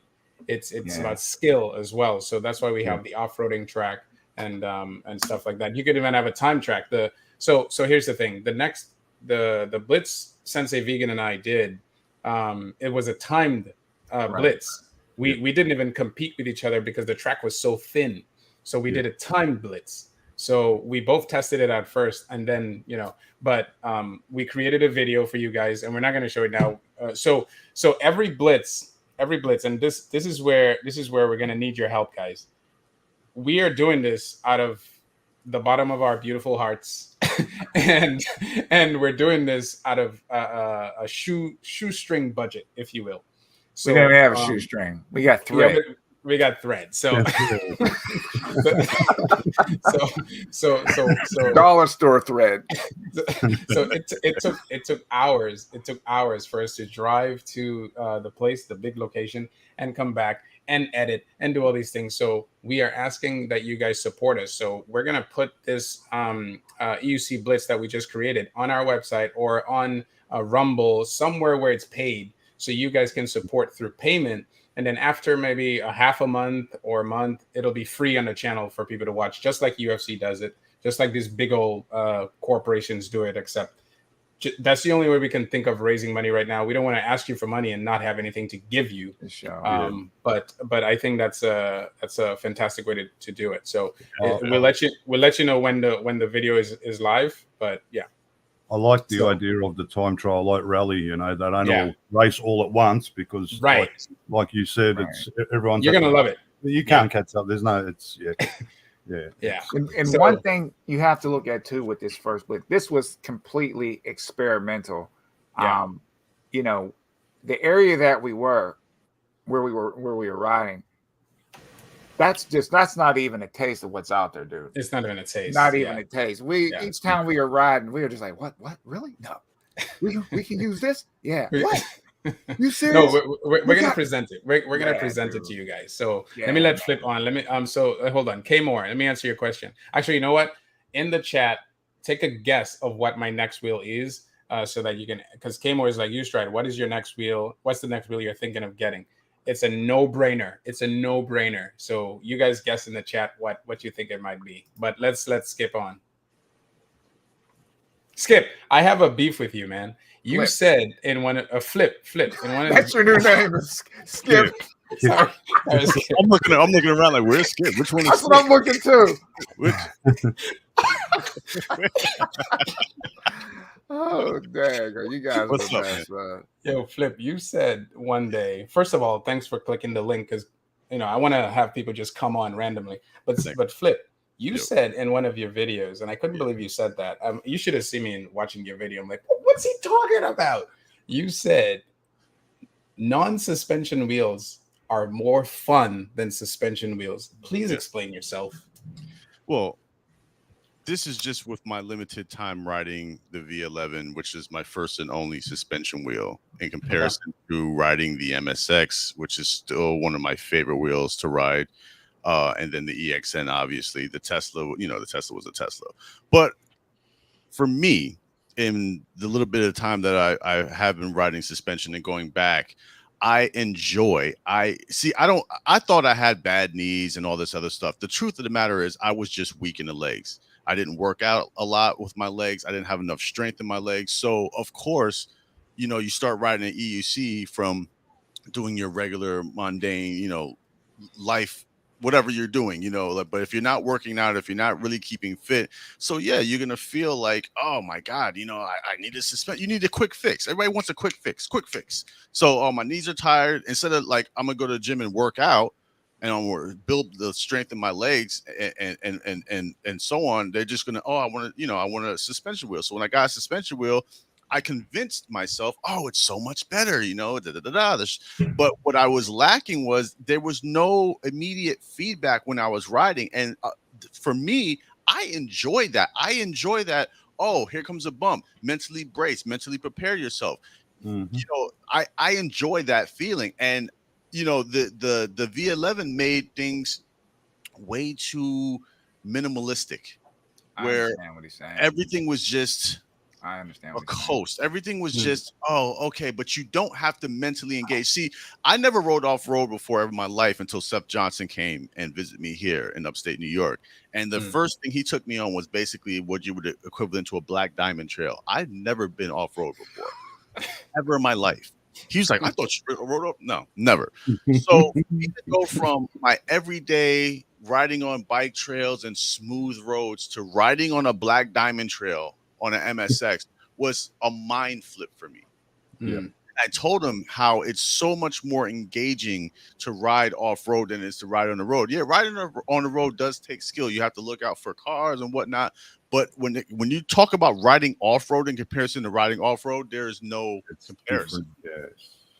And I just have to be truthful about it. No, so it's the same thing with riding suspension wheel. For me, rather than riding a non-suspension wheel, it does not engage my brain the way it does when I'm on a non-suspension wheel. When I'm on a I can feel the road under me. When I push, I feel the push. When I brake, I feel the brake. There is no okay.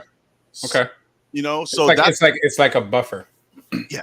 That's there's no buffer in between. So you're saying, so what about the dampening and adjustments and stuff like that? Did you have time to play with it? Do you think if you have more time playing with it, you might like it? The problem is I haven't touched the V11 since. Okay. No, I agree with you. Flip going off road is hectic in the least. Hectic. Yeah, your eyes are all. It was life changing. Yes, it was definitely life changing. I thought that. It makes sense because when I went to Amped Electric Games, the Apple Valley Speedway, a lot of guys were locking their suspensions. So I kind of understand technically, in the technical sense, where you're coming from. But what about like the bumps though? What about the bumps in the road? Like, I like the bumps. I like the bumps. I eat the bumps for breakfast.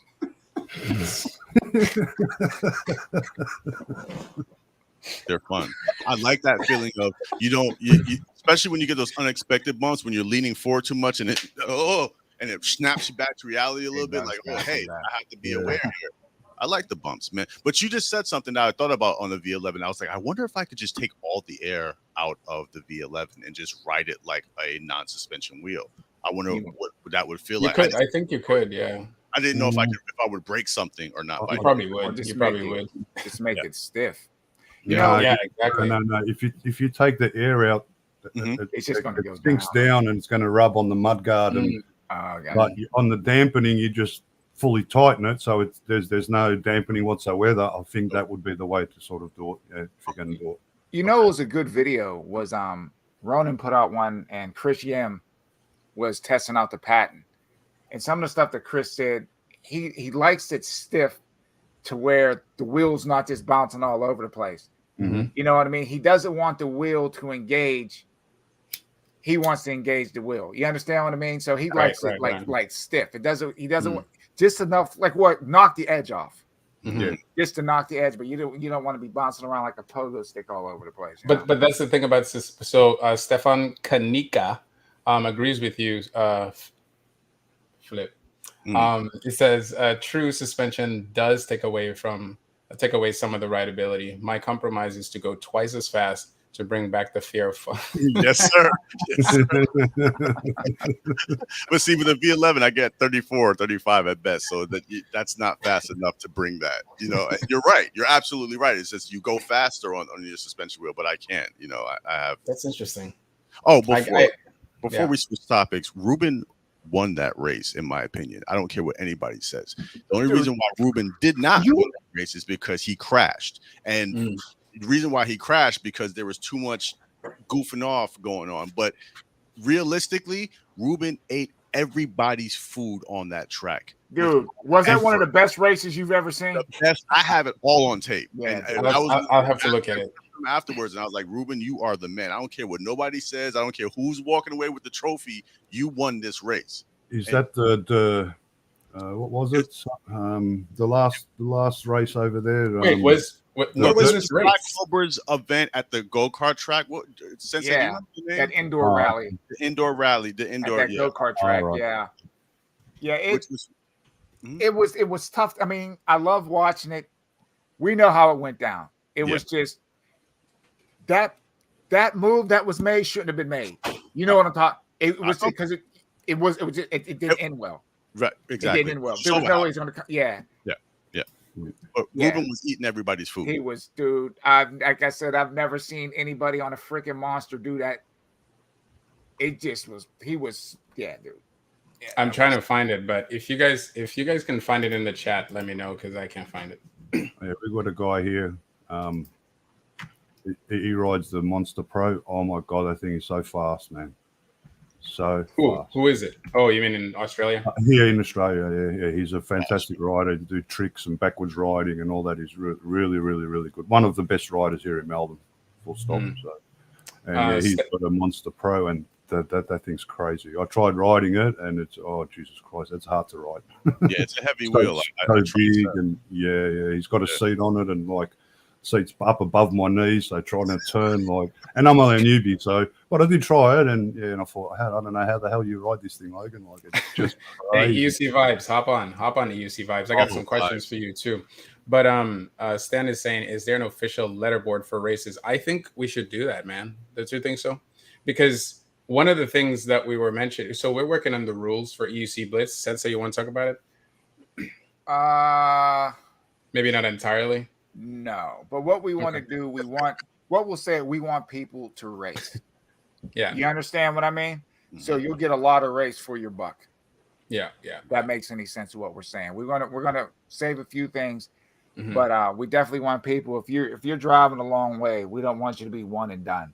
No. I'm talking about the Blitz, like what the benefits are for people, like for blitzers. Do you want to talk about that or? Oh yeah, we can talk about that. Okay, cool. Yeah, we can talk about that. Yeah. So basically, go ahead. Go ahead. Yeah. So basically, like okay. So, so we would like the big event called the EUC Blitz Ultimate Rider Championship, right? Just imagine the Black Cobra event. Just imagine the Amped Electric Games or the Apple Valley Speedway. When I went to the Apple Valley Speedway, everybody had teams, so it was set up in teams, and we want to set it up like that as well. But in the individual EUC Blitz, when you win, right, you don't have to do a time trial to find out where you place. You'll be in pole position. If you win a Blitz, you get priority in front of everybody else who did not Blitz on that heat okay, so we're gonna work it out, but there'll be like several heats. But if you are in that heat and you did a blitz and you won that blitz you're gonna be ahead of everybody else who was not in the blitz. So you're gonna pretty much you don't have to do a time trial to be up front. Also, you could give up your position. You could give up your top pole position to be all the way in the back if you think you're great. And if you win everybody's prize in that heat. Yeah. So so there are benefits. There are benefits to being a blitzer, because there's going to be real cash prizes at the big event. So that's tough. If you think you're good enough, hey, I'll start in the back. I'll give them my pole position. Yeah, you go to the back. If you win, you take first, second, and third points. Yeah. So it could work in your favor, but all it takes is one. Most of us have raced against. All it takes is one slip up.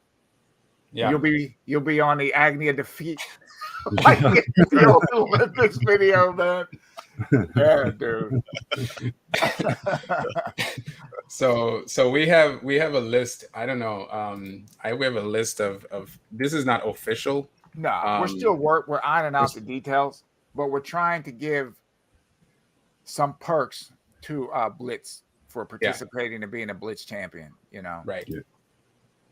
I'm not gonna show the list yet of potential blitzers who are coming up next. What we want to do is, how come EUC Vibes? I sent you the link. Come on, EUC Vibes, hop on if you can. The next blitz, because Sensei Vegan and I did the blitz. We did a blitz, and I was like, man. So Sensei Vegan, let's talk about it for a little bit. I was like, okay, I don't want to get a wheel, because I had the EX30 and I had the Master Pro, both wheels one wheel from EUC Vibes and the other from eWheels. And I didn't want to use the EX30 because I didn't really know it. And if I failed, that would have been embarrassing. He wins, I look bad. So I was like, let me, I'm just playing. I'm playing. So then I was like, let me choose the Master Pro. It's a bigger wheel. It's a time track. And, it doesn't seem like I'm taking a huge leap ahead of him. You know what I mean? It was good how it was set up, though. I mean, we could have picked a lot of places to put it. Let's just put it that way. But we put it there because it was narrow, it was nimble, and it kind of so it worked out. It worked out. So let me should we show them a little sample or no, right? No, just let's do okay. I'm too bad. I'm bad. All right, so you guys are gonna be able to see it, but we're gonna put it in a platform where you could help us out here with the payment. So, but anyway, Sensei, listen, man, let me ask you this. You're not like a racer per se. I'm not a racer. What I tell people, I'm an enthusiast. I'll go to events. I'll race. But my point is you did great in the Kobler Rally, which is funny to me because I was shocked you came in, low as it, third or I came in third overall. I was shocked. I think I surprised a lot of people. No, but you think about it, dude. I wasn't even 100%. Right. I came from that accident. I was just coming off my accident. Right. We raced in August, and I got smacked in April. Yeah, I wasn't even 100%. But the thing, that's the great thing about racing, man. You have to throw it all together. You never know exactly right. You never know. All it takes is one. This is the best thing. You go I didn't win with top grade racers, right? You go in there, everyone is on the same level. And what it boils down to, who is going to make the mistake first? Right. That's it. Look at Shredfest. The last turn, the very last turn. You saw that, right? Oh, my God. I could not believe that happened. The poor guy came off on the last turn, and he was leading all the way, the whole thing. Yeah, I watched it. That wheel had no traction. He just went right off the track. Straight off, and then, second ended up winning, Yeah. Wow. But you know what it is? You got people barreling down on your back, and you're like, I gotta stay ahead. I gotta stay ahead. Yeah. It's that pressure, man. It's that pressure. Yeah, that's interesting. Because Zen Lee didn't. So let me show you guys one race here real quick. This was Oak Fest actually. It was finished too. There were three guys, but I was really watching Zen Lee versus Turbo. Yeah. So let's take a look at this real quick if you guys don't mind. Yeah, I'll follow Zen. You guys want to watch it, like real quick? Yeah, throw it up. Yeah. All right, cool. Or check them out, revrides.com. We've got Zen Lee. He's Zen Lee Tech on Instagram. He's a rider from Las Vegas, Nevada. And we've got Austin Lee. I wonder how this middle rider from Humboldt. It looks like he's got a street tire on here. He does indeed. That's Zen Lee. He's a slick See how tire. this works out. This is going to be interesting right here. He looks so fast. And he looks ready. He looks like he's doing 100 standing still. And they're off. Austin with a hole shot. Oh my gosh, Lord. The air that they just got off the Hoppy Hill. Now these wheels all have suspension. Look at how smooth they're coming over the little Fokker. So they're able to kind of preload. We got a pass. Jumps. Turn berm. Coming into turn berm, going up this uphill, making it look like they're going downhill with the power of these EUCs. These things are putting up rooster tails. Flying down the track. Again, we are so grateful to not have any rain this year, but without the rain that is making this track very dusty and dry, which is creating a lot of this sand and making this thing a much more of a dustier track. Better than wet and wild, Cotton. So true. Zen Lee is just waiting for his opportunity to make a move, which we might see on this crossover here coming right up. Oh, he is up front. Look at that. Oh. And hop, skip, and a jump to Zen Lee making the move. Zen Lee is in first place, followed by Austin. Apparently, the slick tire is not an issue. Not an issue at all. Huge air. Huge air with the wheel rolling for a while. Wow. Oh my gosh. Sending it over. Zen Lee is down. Zen Lee is down. Oh, Turbo went around the obstacle. I believe that's a disqualification or at least a penalty. It's a 30-second penalty. 30-second penalty on Turbo for missing the obstacle. So he may be in first place, but on paper, I don't believe he's going to be in first now, place. He also may have been taking a better line to not run into the other EUC rider that was down in front of him. He'll need to cover all obstacles. I believe that was part of the race rules. That will be up to race director John Brown to make that call. Yes. So we've got Turbo in first place, and we've got Zen Lee. Zen Lee turning on the boosters. Here they come. Oh, he's right behind him. Oh, my Lord. Right behind him. He's coming around the outside. And he's trying to take him on the outside. Pulling a Bodie Harrison move here. And photo finish. Oh, Lord. Woo! Look at the air. Whoa. Wow. All right. Wow. Yeah, let's pull that off. Look at the emotion. EUC Look at it. races are exciting. Unbelievable. This is what I was talking about, folks. This is some high-speed action. All right. Wow. That was let's nuts. pull that off. Now, what's interesting, what I wanted to show was, to your point, Sensei, Zen Lee is an off-roader. And he not just off-roader, he races everything, but he has a lot of ride time, right? Mm-hmm. Turbo has a lot of ride time too, but he uses it exactly, and he uses it for mostly deliveries and stuff like that. But he was waiting for his opportunity. He didn't overdo it. He waited for any mistake that was possible, and look what happened. Yeah. And I didn't expect that. I thought Zen Lee had it. Like, seriously, I saw. If I were to bet, Zen Lee. Look what happened. That's crazy. Yeah, man. You guys don't think 30 seconds off the time for going around a jump is a little excessive? Yeah, I don't know why 30 seconds. Should have been like 5 seconds or something. Yeah, 5 seconds. I think 30 seconds was a little too, because there's no way, but whatever. I mean, I think Zen Lee going around the first time was smart on his part, but then hitting it the second time, because I didn't understand why would he hit the jump the second time if he passed it the first time. But now I see that for 30 seconds, I would go for it too. But I don't know if they went through with it though. I don't know. I didn't look at the final score, but I think I spoke to Zen Lee afterwards before he went to Spain, and he seemed a little bummed out about it, which means he probably won.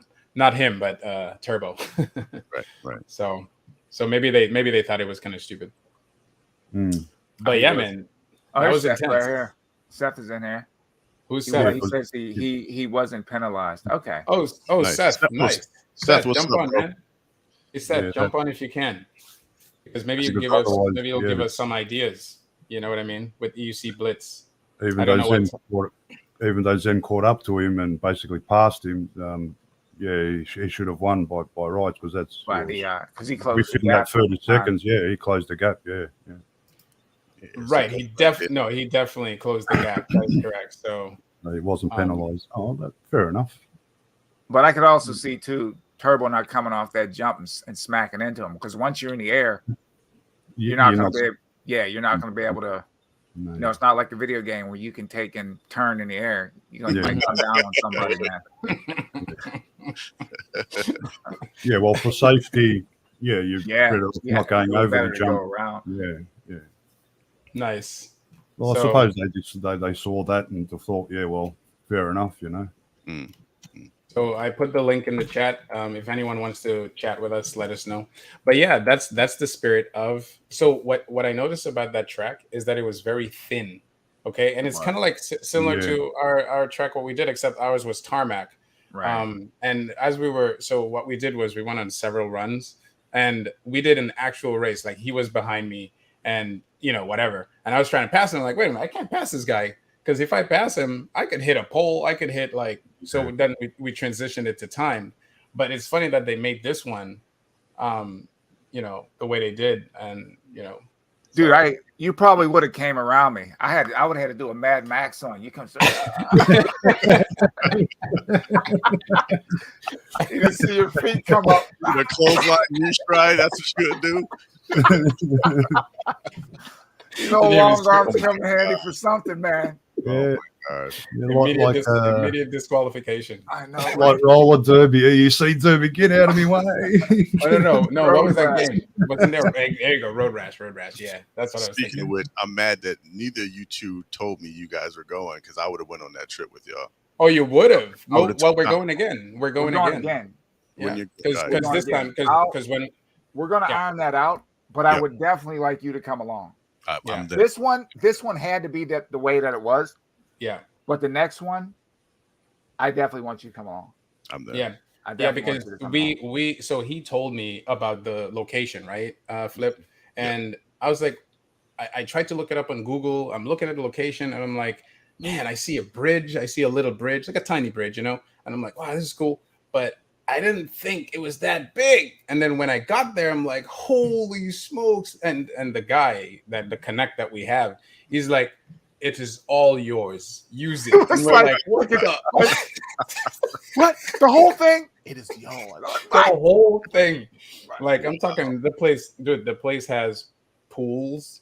It has locker rooms. It has dorms. It has they have like machines that they could use to help, kind of like the Black Cobra, where they could like kind of fix the track, level things out. Yeah, like dude, there's that we see that is okay. That might need to be smoothed out. They can go there's so much, dude. It's huge. So Cole Keith, his buddy, and it's good that you will come, because here's the thing, Flip.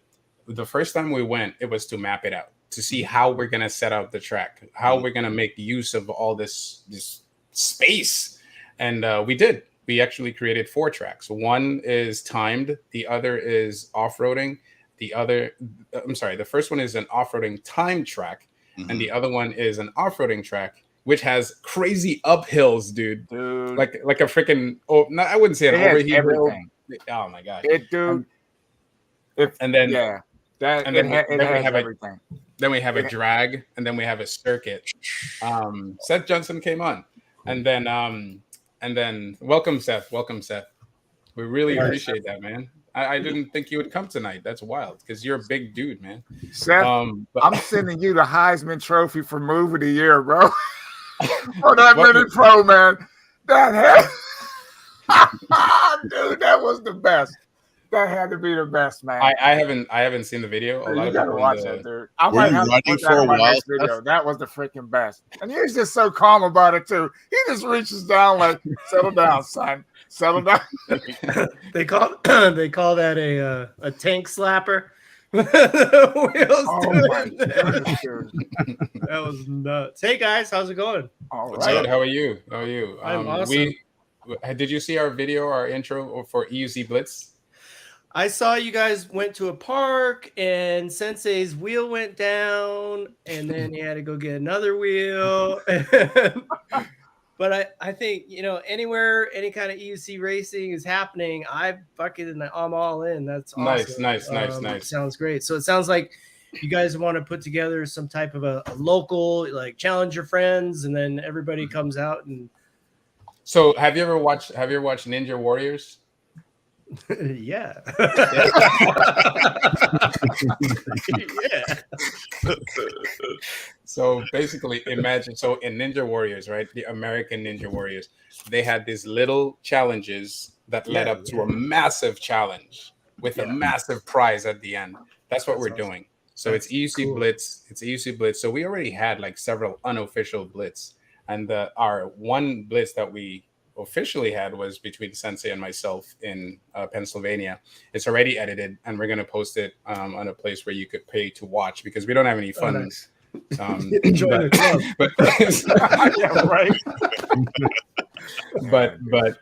We think that if we do a really good job presenting it, which we did, I showed it to several people who knew nothing about EUCs, and they loved it.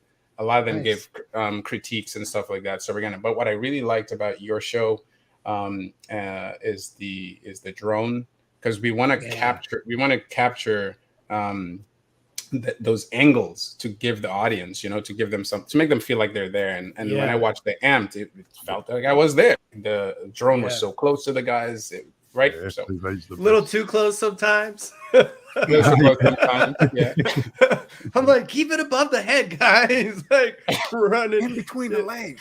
Man, on the test run, he ran right up. I think he checked my prostate or something, man. He was like, yeah, I'm telling you, these guys, these drone guys are, they're used to chasing a lot faster vehicles, I think. And we're also like unpredictable. Like we slow down and speed up, slow down and speed up. No, he did a great job. He did a great job. No, he did a great job. I do like that blimp, kind of the blimp drone view too, like that high. That was a blimp. Oh, okay. So at like Eastgate Con, we had two. We had the FPV, and then we had like the high drone. Yes, drones. Yeah. And I think I think the Skydio actually might be a good option for somebody, like if you don't have a separate drone operator. Yeah. You just drop that remote in your pocket. Right. It'll follow you. You tell it, because we wanted a chaser. We could put that on the chaser, chaser guy. Yeah, you can. Yeah. Well, I fly drones, so yeah, you can definitely do that. Follow me. Follow me. Yeah, follow me. Yeah. Yep. Yeah, that's awesome. I think. We've got Amped coming up pretty soon. When is that? September 1st in Bentonville.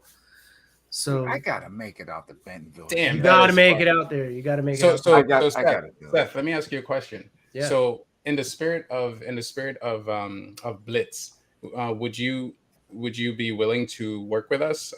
Because we don't want to take up we don't want to come into your event and take over. What we want to do is use your avenue to possibly set up a Blitz. So let's say your event is finished completely. Okay, your event is completely done. Okay, I'm just pitching this to you. And then at the end of the event, we could set up several Blitz. Do you think that's something you might, I'm not saying like official right now, but do you think that's something you might entertain? I would entertain making it part of the event. I mean, really? Wow. I mean, so here's the thing with the Amped Electric Games. Like all of us we go on group rides. We have these little mini games that we play on group rides. That was a big part of Amped last year was, hey, bring out your games, bring out the games that you play, and let's teach them to each other. So we really want to use Amped as a platform to spread the word about these fun games and these fun activities. And, at Amped, we really have this idea of an abundance mentality. Like the more games, the more ideas, the more we can all communicate, the better the events will be. So yeah, we'd love to have some type of a awesome. Then we'll talk offline then. Yeah, let's do that. Okay with you. Yeah, that'd be right, fun. Sensei. Good stuff, right? That'd be cool, man. That'd be cool. Again, it's not to come and no, nothing like that. No, didn't even cross my mind. Yeah, I honestly, like, I have even if it's off the premises, you know what I mean? Yeah. We find a stretch of highway and shut it down, Somebody here. Oh, at home a different way, pizza man. Here in Denver, right? In Denver, they started playing this Quidditch game on EUCs. And they're like, hey, do you think we could bring this Quidditch game to Amped? And I'm like, hell yeah, let's play Quidditch. Like, but name it something different. Like, don't get us sued but Right. Right. the Harry Potter people call it Right. call it, I don't know, EUC witch or something. I don't know. We could come up with something on our suicycles. Oh yes, I right. Someone wanted to race you, and that's me. I wanted to race you a second time. Can you please join the it's chat? on. So yeah, Seth, he and I actually had an unofficial EUC Blitz race a while back, and he beat me like crazy. But my wheel ended up overheating. But Central Park, or where were you guys? no, this was in New York, and we had set it up so that we go from the Bubble Tea location, which is the headquarters. Have you ever been to headquarters? Yeah. Yep. Oh wow, you've been. Wow. So you're initiated. So basically, like we're supposed to go all the way to Central Park, hit the horse, and then from the horse go any way you wanted back. The problem is I didn't know which horse, so I touched the wrong horse. so then my game plan. Got to be a joke in there somewhere. I was gonna leave it alone. I was letting that bus drive right on. I'm not gonna be the one. I wasn't gonna touch it. You gotta go down and milk the bull. What? Butter stuff. This is horrible. This is horrible. But anyway, the point is, I went to the. Okay, fine. I hit the wrong statue. Damn. There you go. There you go. So then my game plan ended up messing up altogether because I ended up following him, and my goal was once I knew, just follow him all the way. Once I knew where I was going, pass him. Well, both my game plan died completely because this guy knows New York. He knows the traffic, and I was following his lines, making my own lines sometimes, but at some point, I don't know what he did, but I saw him and then I didn't. And then I ran into some people because he timed it. He timed it. And I was trying to follow that line. And just as I was giving him props, these people came out of, I wouldn't say they came out of nowhere. I came out of nowhere. But damn, after that, my wheel just overheated and I lost. That's a significant handicap race to somebody who knows New York City streets. Right. But that was an unofficial blitz. So the next blitz will be more official where it doesn't involve people and stuff like that. But so it's like a cannonball run type of thing where you do it on the streets? Is that the idea? Well, the idea is to do it in a way because that's unofficial. That's okay. Unofficial means you could do it wherever. This is an official blitz where we're not trying to get people involved. So it could be in an alley, could be in a New York has some amazing tunnels where you could race. They have their Jersey. They have Pier 76. Yep, they have Pier 76. They have like so many things. I haven't called Pier 76 to see if I could set up. I did. I know. Don't call them. Yeah, because the first thing they said to me was we don't allow PEVs on the Pier 76. I was like, what? Dude, it's easier to ask for forgiveness than permission. Do it, dude. Yeah. Oh, yeah. I mean, you can go down there and fire it off real quick, and people wouldn't even know what the heck you're doing. Just go down and get it done. Yeah, that's true. So you're doing an on-road, off-road, like a mix. Mix. Yep. Yep. Exactly. Yeah. Enduro. That's the blitz. The blitz. The idea of a blitz is to get in, get out, and in some cases, it's funny. Flip, you're here because I was telling Sensei Vegan that I have a guy in Boston who sets up parties and sets up he has speakers and all that stuff because I wanted it to be like a live event, the big event that is. But I could imagine some places where we set up the blitz where it's 2 rounds, 3 rounds, maybe even 5 rounds. I don't know because most blitz right now is just 1 to 2 rounds. Sensei Vegan and I had just 1 round. EUC Vibes and I had 3 rounds. You know what I mean? Of drag racing going up and down. But it would be great to set up an atmosphere with Flip just doing his DJ thing. Prepping the people. Yeah. So when he comes down, Flip. Right. That's gonna scout out. Yeah, you're gonna see. Yeah. Scout out. What? Do what you're gonna see. 1 and 2s. Because the first. So what I wanted to say initially was when we went to the place, we have this massive place, Seth. Massive, like it's huge. It's a school. Okay, it's just imagine a mini college, and they give us the whole platform to use, and nice. And downstairs and no. We're talking. I'm talking about all they give us the whole school, trails, tarmac, everything. They have it all. You bought this a year ago. I remember he was telling me about this place. Yeah, Dude, can I say something about that? Yeah, good. So I was so funny. So I'm like, Strahd, I even told you, I was like, I'm trying to describe this to people. I don't think they're taking me serious, dude. I'm like, I got a spot, man. But I'm just sitting on it. And I showed you some pictures. I'm like, I don't think people are taking me serious. Yeah. I'm just a dude that eats salads, man. They're not taking me serious. I just wanted to say, every time I ride, I'm always pumping this JBL You gotta have Extreme. the tune. Nice. Oh, Yeah. So I'm like, It's sent you when some we're from video. speakers. And I was, pictures of it, not even video. And I was like, the only way that we could see is someone comes down. So you were able to come down. Coquille couldn't come. He had some stuff to do at the last minute. And I was like, dude, let's just go down there. Absolutely. And we went down. And then when you saw it, you were like, I didn't know it was. Shocked. Dude, I almost didn't go to sleep. I wanted to go. I actually did go for a night ride in this place. But the point is, the first time we went down there was to set up to see how much real estate we have to work with. And then what we also wanted to do was map out the track. So we've set up 2 off-roading tracks, as I've also told the guys. We've set up an off-roading timed the track because it's very thin. You can't really race and pass people. And then there's an off-roading track where you could race and go around people. There's uphills and everything on that off-roading track. Then there's a drag spot, and then there's a circuit race. And then what Sensei Vegan wanted to do was an all-out brawl at the very end, free-for-all. Where's everything? It's like a rally. You have tarmac, you have trail. It's everything. Yeah. And what's good about it is setup is key. You can throw a street tire on it. How's it going to handle when you hit the dirt, the gravel, and every so it's like you really got to think about how you're going to run it, man. Yeah. And we're taking cues from you guys too. It's a 2-day event. Obviously, we have permission to do more than 2 days if we choose. But so that was the point of going the first time. So that's accomplished. Now, when we go the second time with Flip and Coquille, the idea is to bring all the cameras and set them up where we plan on setting them up finally. Next year. Fine tune everything. Yeah, exactly. Fine tune. Not saying where is this? What is this in upstate New York or? It's in Salzburg. No. It's in Salzburg, PA. Yeah, PA. Yeah. Oh, PA. Oh, okay. Yeah, I've looked at a few tracks down there. It's not hard to get to at all. Yeah, it's very easy. Yeah. I'm putting it out there. Got to do like, what's it called? Street Outlaws visiting Australia. Blitz and Amped games in Australia. Let's get it happening. Do it.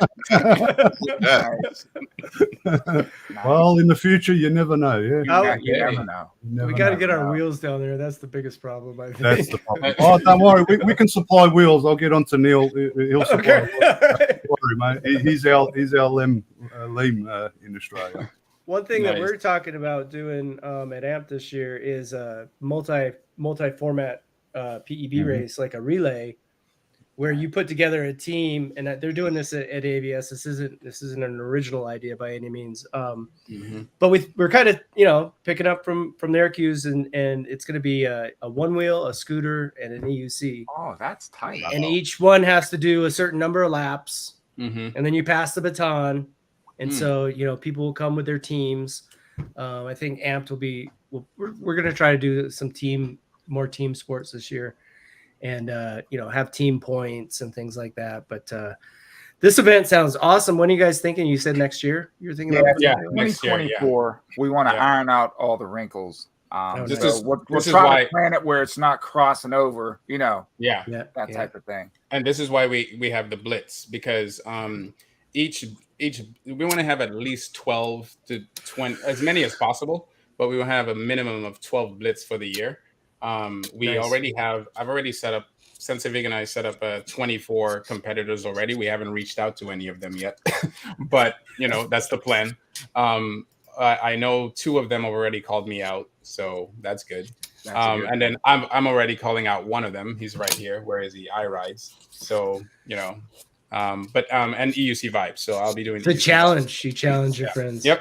Okay. So there's going to be real prizes as well. So it could be pads. In the Blitz, the prizes are much smaller. It could be like pads. It could be helmet. It could be something. But It could be money. Free slushies and a slice. Yeah. Bubble tea. Bubble tea, yeah. I love the idea of doing it all over the place. I love that. Oh yeah. Because New York has some amazing places I want to take advantage of, and so does Boston.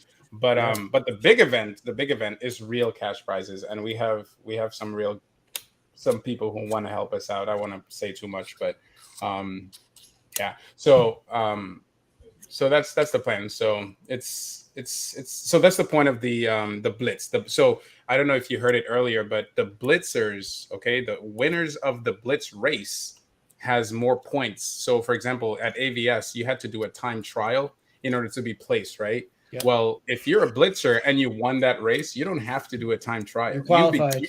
You're just qualified in the front. Mm-hmm. Obviously, we'll determine where you go among other Blitzers that fit in that heat. But you have the opportunity as a Blitzer to forego your top spot, go all the way in the back, win, and if you win all three positions, and you take everybody's prize. So you take their points, yeah. You got a lot to win, a lot to lose. Yeah, dude. No whammies. Awesome. No whammies. I just keep thinking of NFL Blitz. I was like, that was the best. No, that's where. Well, that's dude. That was right. Yeah. After Tecmo Bowl, then NFL Blitz. Drop all the way back to the other end zone and just let it rip. Right. Just let it rip. Yeah. That's right. All right, you stride. I'll show a little short video of me on that K6. Okay. Oh, K6. You can send me. Oh, we we can see it. Interesting. Yeah, so there's a rumor we're gonna have a K6 race at AMP this year. Seth, it is. We only had it in mode 2. Jesus Christ! I know. It is absolutely insane. You can peel the tires out like nothing, just like. Yeah. That is not the speed you're talking about, right? I think it's fast. It'll do 115 kilometer an hour. I'm not sure what that is in miles per hour, but it's fast. Sounds fast. That's the true suicide right there. Oh yeah. As soon as you blip that throttle, it just spins that front wheel like nothing. Well, stable though? It doesn't look stable. I mean it looks interesting. Oh, it is pretty stable. It's just very hard, like on turning circle. It hasn't got a good turning circle. It's just the right height to go right under a car. Don't do it. Yeah, straight under a semi-trailer. The good old what's it called? Fast and Furious, straight under the truck. Right under the truck. But dude, put all black on it, be like Ghost Rider with that. You can adjust the handlebars too. You can have them up higher, have them as low as you want. They're a little bit low for me. My knees were sticking out, but yeah, you can adjust the handlebars, so it's pretty good. Yeah, absolutely insane. So much fun. And we're going riding tonight, so oh, nice. Yeah, I'll try and get some video of that. I'm not sure if I will or won't, but yeah. That's awesome. So yeah, that's what's up, guys. We one other thing too. For me, I'm definitely not even going to race at the event. My main thing is just to take. Same here. And make sure everybody has a great event. I'm gonna do. Yeah, dude, I'm actually looking forward to it. So yeah, I'm gonna give my heart and soul and see what and one thing our Connect mentioned. I say our Connect, he's like the agent. Can't tell you who he is, but he dressed all in black and sunglasses. That's all I know, man. Is it Chronicles? Because he's got his sunglasses. It's like some guy that's dropping off a brick of coke when he says our Connect. I'm just like, what are you guys doing? He's like, I don't know if I want to go down there with you guys. You know, I'm still trying to figure out if this is the virtual Chronicles or the real Chronicles. No, it's the real Chronicles. It's the one that you almost killed on the Black Diamond Trail. That's me. It's that guy. Me? Black Diamond? What are you talking about? So wait, when you said Black Diamond, you actually went snowboarding, or no? We didn't go. No, we because Seth, like he maps out everything. So he has this app that showed you all the trails, like in my neighborhood. The audacity. He's like, no, there's trails all over here. What are you talking about? Just take a right here. Right. So we're riding on this nice, smooth bike path, just chilling. I know in his mind, he's like, this sucks. Hey, Flip, let's go up there. And I'm just like, okay. You know? So I love this story. We start going, and unbeknownst to us, this trail was not This is just not the trail you take somebody who's never rode off road before. And like in the middle of the ride, and he turns back to me, he's like, "Wait, you've never been off road before?" I was like, "No, what gave you that impression?"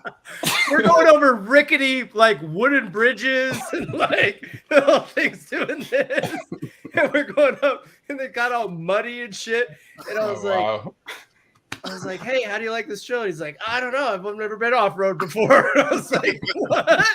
That's like going to a Marty event. Well, I was telling the guys that changed my life from that point, because then remember you came back and we went on some other off-roading, and it was great. And I was telling them this is way more engaging there, and there's nothing wrong. Like, I'm not knocking anybody who street rides. I'm just saying, like, for me, it was so exciting to ride off-road, and the strength training and the predicting and being prepared for anything. You know, there's time where I almost ran off. I'm going past Seth for the first time in my life. I like passed him. I'm just like zipping along, and then there's just like this fence, and I was just like, oh wow, a fence. Wow. Yeah, I almost ran right through it, but yeah, it was great. I think Stan is right. It was a setup. I don't know what he has against you, but well, the setup made me a better EUC rider. So that's why I call him Yoda. You know. Hey, do you still have that MSX, by the way? Of course I do. Yeah, you might want to get rid of it. I was actually. I think it might have the bad batteries in it. I wanted to warn you about that. Oh, that's all right. That's why he came on. I go out and place glory. Not only did I take you off road, but I left you with a ticking time bomb. Wow. Well, I have an EXN now, so who knows what batteries are in that thing? I haven't even opened it yet. So. Oh yeah, it's a nice wheel. Yeah. Cool. Well. Yeah, I'm stoked. So you guys are thinking next springtime for something like this? Next, we don't have an exact set in stone. Yeah. The closest we'll try to iron that out. Let you know, because it's in stages. Right now, we have already mapped out the entire place. We have a whole puzzle. Yep, exactly. We have pieces put in, but it's still a lot. Well, you know, Seth, you've done events, so it's still trying to piece certain things. Yeah. So a couple of suggestions. I don't know if you have a Facebook group yet. I just created one today. That'd be awesome. Blitz. Yeah. I think that maybe if you use like the Ride Hermes app or one of the other apps to kind of map out and get some distances, so you could put it out there and be like, the track is going to be about this size. Mm-hmm. And then that would allow other riders in other areas to kind of map out areas in their own jurisdictions. And then they could submit their videos and say, you know, we just did a blitz last weekend. We're gearing up. We're getting ready, you know, and some videos from them. And I think it could like really gain the hype. I think it's a novel idea. I think it's an exciting thing to get people from all over, you know, involved in something like this. And I think that by opening it up to everybody and being like, okay, you know, find an area that's a mix of grass and on-road and off-road and, you know, about 1.5 miles or 1 3/4 miles or whatever it is. And then what's cool about the Hermes app is they can actually create the track in the app, name it, and then if riders from other areas come through, they can put times in, and it will store it on the app. So they could be like, they could. How do you spell it? Ride Hermes is the app. RIDEHERMES. Okay. It's all GPS based, and it allows you to define custom tracks. And then other people, you can, you know, you put in the time, and then somebody comes along from out of town. They're like, holy shit, somebody else beat my time. Like, what the hell? Like, it comes up in the app. And that way, you know, you guys could put this track together. People from out of town could come and they could run it and they could practice. People in other areas could run the other tracks. And eventually you come up, create this network, I almost said NFL Blitz, this EUC Blitz network, where you're like, hey, and then the network starts growing and more people submit tracks. And I mean, there's nothing cooler than going to a new city and being like, hey, what's there to do here? What's there to ride here? Oh shoot, it's similar to Strava, but it's all for PEVs. That's what's cool. Oh, interesting. That's what's cool about the Ride Hermes app is it's like Strava, but it's mainly being used by the One Wheel group right now, the One Wheel Underground. And then we're trying to kind of start up this EUC Underground kind of idea as well. So, you know, mapping out, and you can put in like notes about the ride, like watch out for that fence right, or whatever, you know, into the app and tell people, or, you know, don't go between 4 and 6, or a guy will come out with his shotgun and like whatever. You know, Interesting. But yeah, I think something like that would be really cool, and it would get people excited about it and give them something to do. Like, I mean, we all have fun on our EUCs, but we get used to the same tracks that we ride all the time. That's why EUC Blitz makes a lot of sense, because it takes you completely out of your comfort zone. Like Sensei, for example, that Blitz we did. How did you feel? Because you definitely mentioned how it took you out of your comfort zone. Oh, it definitely did, but it was fun because it was like during the whole, even before it, I was like, I should do this. I'm like, nope, too late. Race what you got. That's it. Step and go, man. But it was cool. It was really good, and I learned a lot after that. Like you over torqued the wheel. You over torqued your Sherman. Dude, yeah, it was dancing on. That was awesome. It was dancing. You can hear it. I'm like, awesome. I told you, man. I told you. You can see it too. Yeah, you can see it. Yeah. The growl that they make when you like, you over torqued the Sherman or the RS? No, the Sherman. Wow. Yeah. He couldn't ride the RS because I burned the fan on the RS going to get the rental car. Yeah, that's common on those things. Dude, I was ripping. I was going a little bit faster than I normally do. Yeah, my pedals went up. Like I was like, "What the heck's going on, man?" No. Speaking of overheating, Stan was asking, do EXNs have overheat problems? Well, I have a high speed EXN, and it's dead right now because I tried to like modify the fan and I end up blowing the whole board somehow. So yeah, it does have, for me it does, because I ride hard with these wheels, and I think I went riding once when it was like 60 degrees at night, so it's nice and cool, almost 57, and it's still overheated after 12 miles. So yeah, the guy I bought mine from, he had the same problem, but he put another fan in there, so I have 2 fans in mine EXN. Oh, okay. So I have to take it down the same. I took it on a 55-mile ride 2 weeks ago, and it was like 78 degrees out, you know, and it was fine. I didn't have any problems on the way back. So nice. Yeah, you can cut extra ducts in the. Yeah, I think that's what I'm gonna. That's what I told him. That's why, because he used the what is it, the marine seal or whatever to like seal it. And I was like, well, if you said the wheel overheat, why would you seal it up like that? You gotta breathe a little bit. Waterproofing on Begode wheels means drilling holes to let water go out, because it's gonna get in. You got to give it a way to get out. That's waterproofing.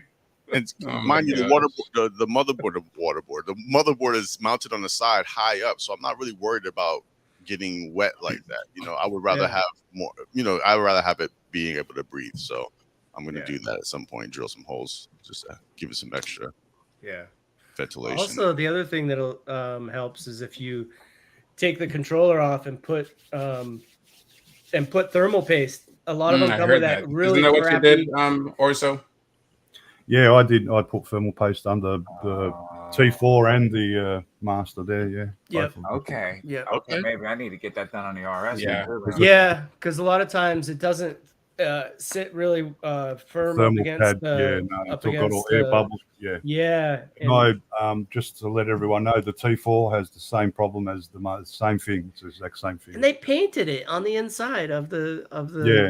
So it's they painted. They squashed the 4 bolts down, and then there's like a gap in the middle. So. Oh, I got you. Wow. Yeah. Well, what I never understood was with the EXN, they covered it with a plastic cover. I'm like, and the fans outside. I'm like, what are you doing? Like, that doesn't make any sense to me. First thing you do is rip that black. I need to take that off too, man. What the freak were you doing? So, yeah, guys. So that's what's up. What's up, Dale? Dale is in the hizzy. Dale's in the house. I need some back. I need to learn how to. Dale can ride backwards like a freaking champ, dude. He rides backwards faster than I can ride frontwards. M10-4 was the best thing I ever did for backwards riding. Say it again. Oh, really? The M10-4. M10-4 is such a easy wheel to pendulum and ride backwards on. Yeah. And all those skills just transfer right over. Transfer, nice. Yeah. I've done one pendulum. But I only been in it 3 months, so you know. That A2 Yeah, I've is got to learn. really nice too. Oh yeah, I love it. It's bigger. Yeah, yeah, I love it. It's like a big M10. Yeah, Wow. yeah. But you can 'Cause the actually first time I- take a ride on it. You can actually go. Yeah, because the first time I saw the M10, I had no interest whatsoever. But the A2, that's a little bit more practical. Yeah, and then you could throw it in the lake when you want to wash it off. Right. That's Oh, man. some mugball races with that thing. So who on this panel can ride backwards, like for a significant distance? Flip can. I've seen flips. Yeah, I Oh, really? I've seen Seth do it. Yeah. Flip, you can ride backwards? Yeah. Wow. I learned. I learned on the Z10. That was probably the best Okay. one for me to learn on. Okay. Super easy. Yeah. Oh, you got that nice tire, that real estate. That's Mhm. 4-inch wide tire. Yeah. Yeah. My friend That's- Neil's got a Z10. Yeah. We're gonna have backwards workshops at Amped. So if people want to come Okay. out and learn how to ride That's backwards, a good idea. That's a good idea. Yeah. Yeah. yeah, we're gonna have a bunch of workshops: jumping, riding backwards, freestyle riding, spinning, all kinds of stuff. Yeah, I That's just very started interesting. doing jumps. Yeah. Yeah, but Ruben now he rides a Gotway, so you know all those years of him fighting us, and now he's one of us. I always see him on a King song. No, he rides a T4. Ruben? No, Dale. Oh, No, yeah. Yeah, he's on it. He's on it. Oh, that's right. Yeah, Dale's on the Yeah. T4. So He's all on those years of T4. Gotway hate got to his little soul. Now he's Oh, black. I think it was a bribe, Flip.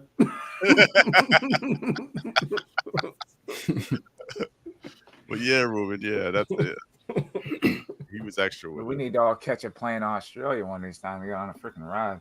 Definitely. Yeah, well, listen. Once we get us some sponsors in the house, we can do all that. Oh yeah, absolutely. Dude. Imagine Blitz everywhere, man.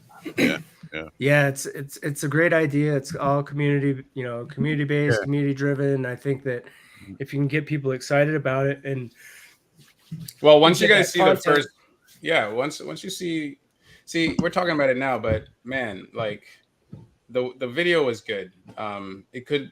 I think we're gonna add. We didn't have anyone there to commentate, so we might have to that was the tough commentate. part. We did Yeah. we did everything ourselves, so Yeah. our hands were kind of tied. But I think for what we did, I'm sorry to interrupt you. I'm just getting excited. No, go ahead. It was great. It It came was out great. pretty Yeah, good, man. yeah.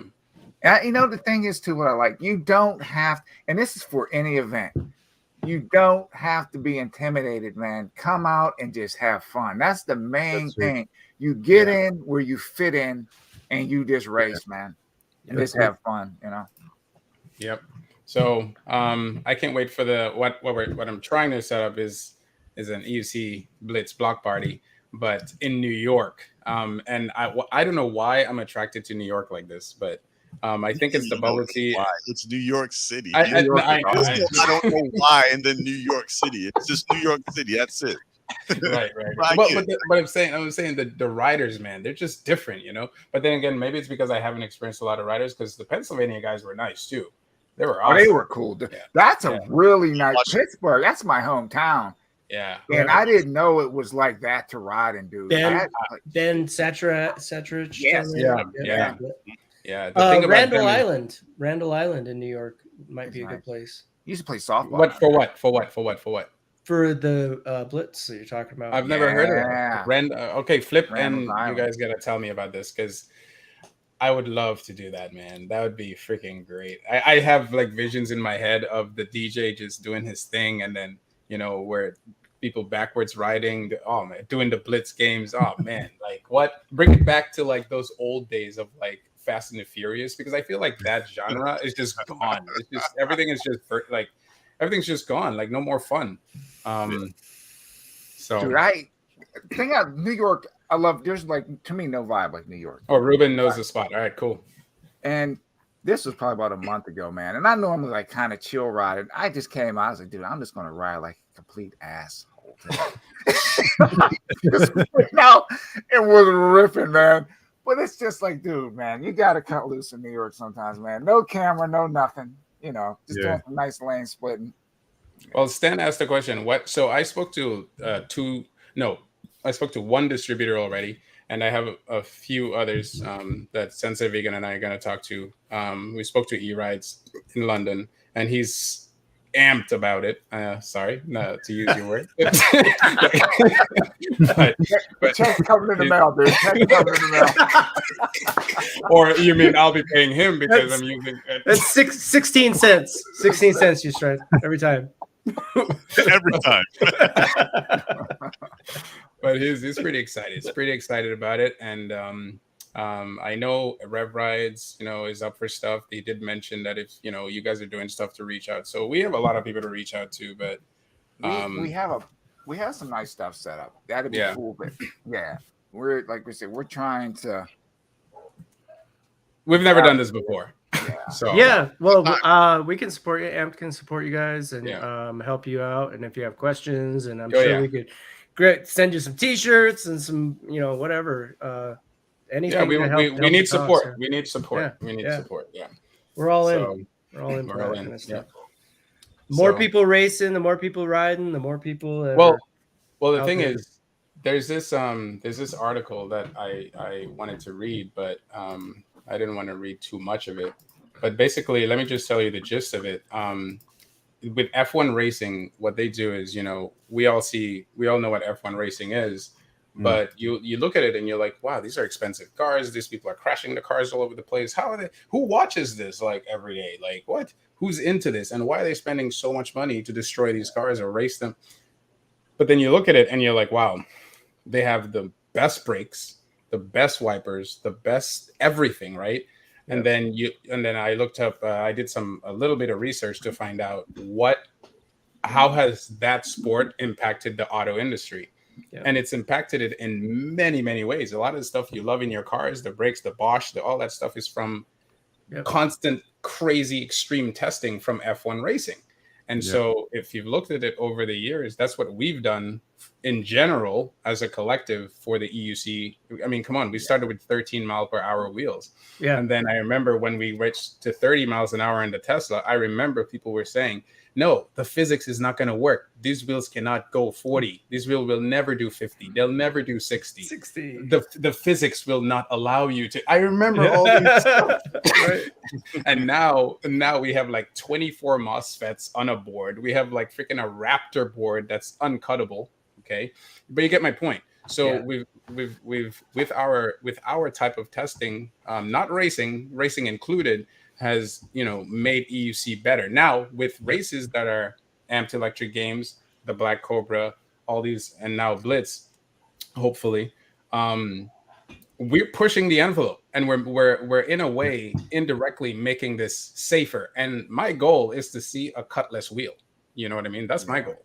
Because cutouts happen, and cutouts don't always happen based on what we think we're doing. So it might not be torquing. So I've seen Maribel. I just watched I was going to play a Maribel video on Roger's channel. She was just riding and she cut out. I saw it. Yeah, I watched that video. I watched that thing a few times. Like, yeah, dude, it was just like, it just happened. It was like, bam. Like bam, and then the guy who had the 360, he cut out as well. He had like T4 died right down. Did you see the one where the T4 was coming down the hill and he just out? Wow. The controller just burned up.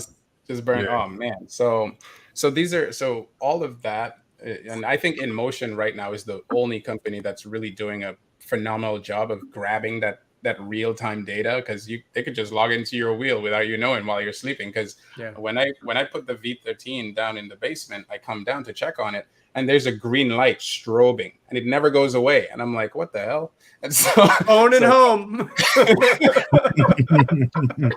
He hurt me.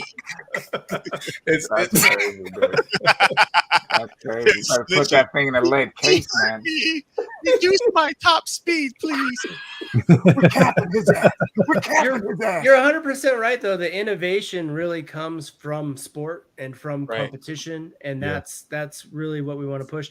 And just to dovetail really quickly on what you said, a lot of the supercars and the racing came out of bootlegging.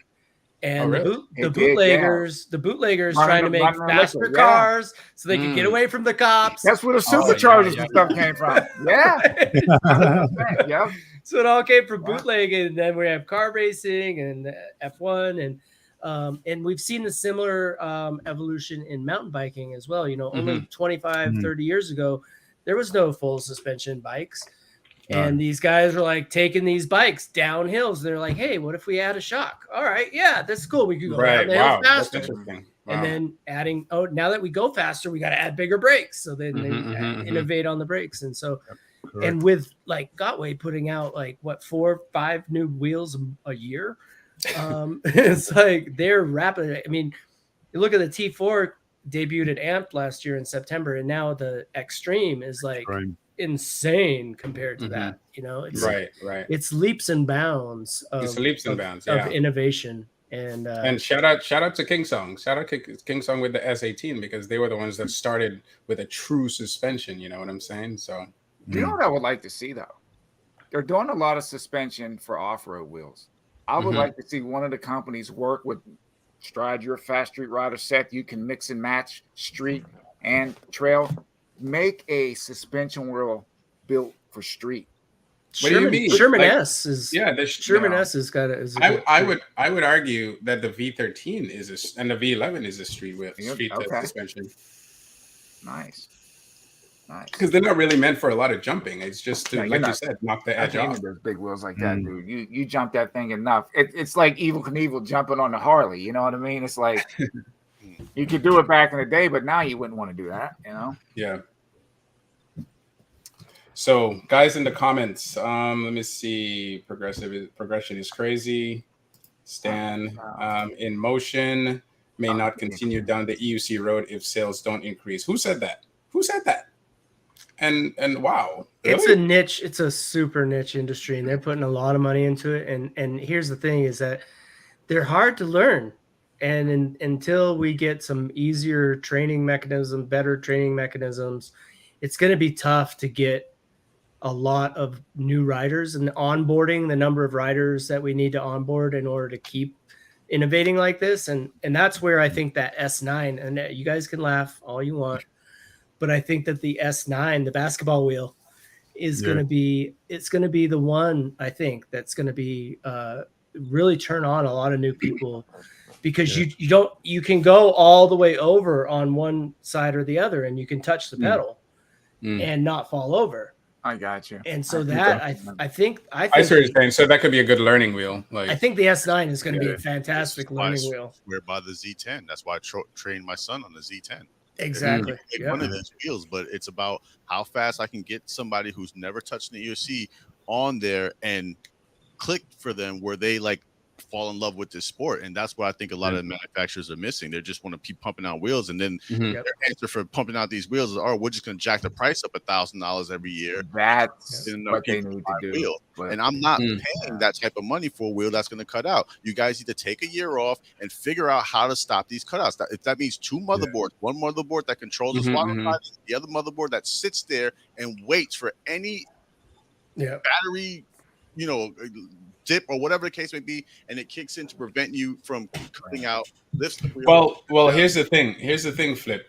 They'll argue with you that if you look at their spec sheet, especially the GOAT, it says the safe riding speed is 16 miles an hour. Well, stop making the wheel. Stop advertising. So the first thing you mention is, oh, look at our new wheel. That goes.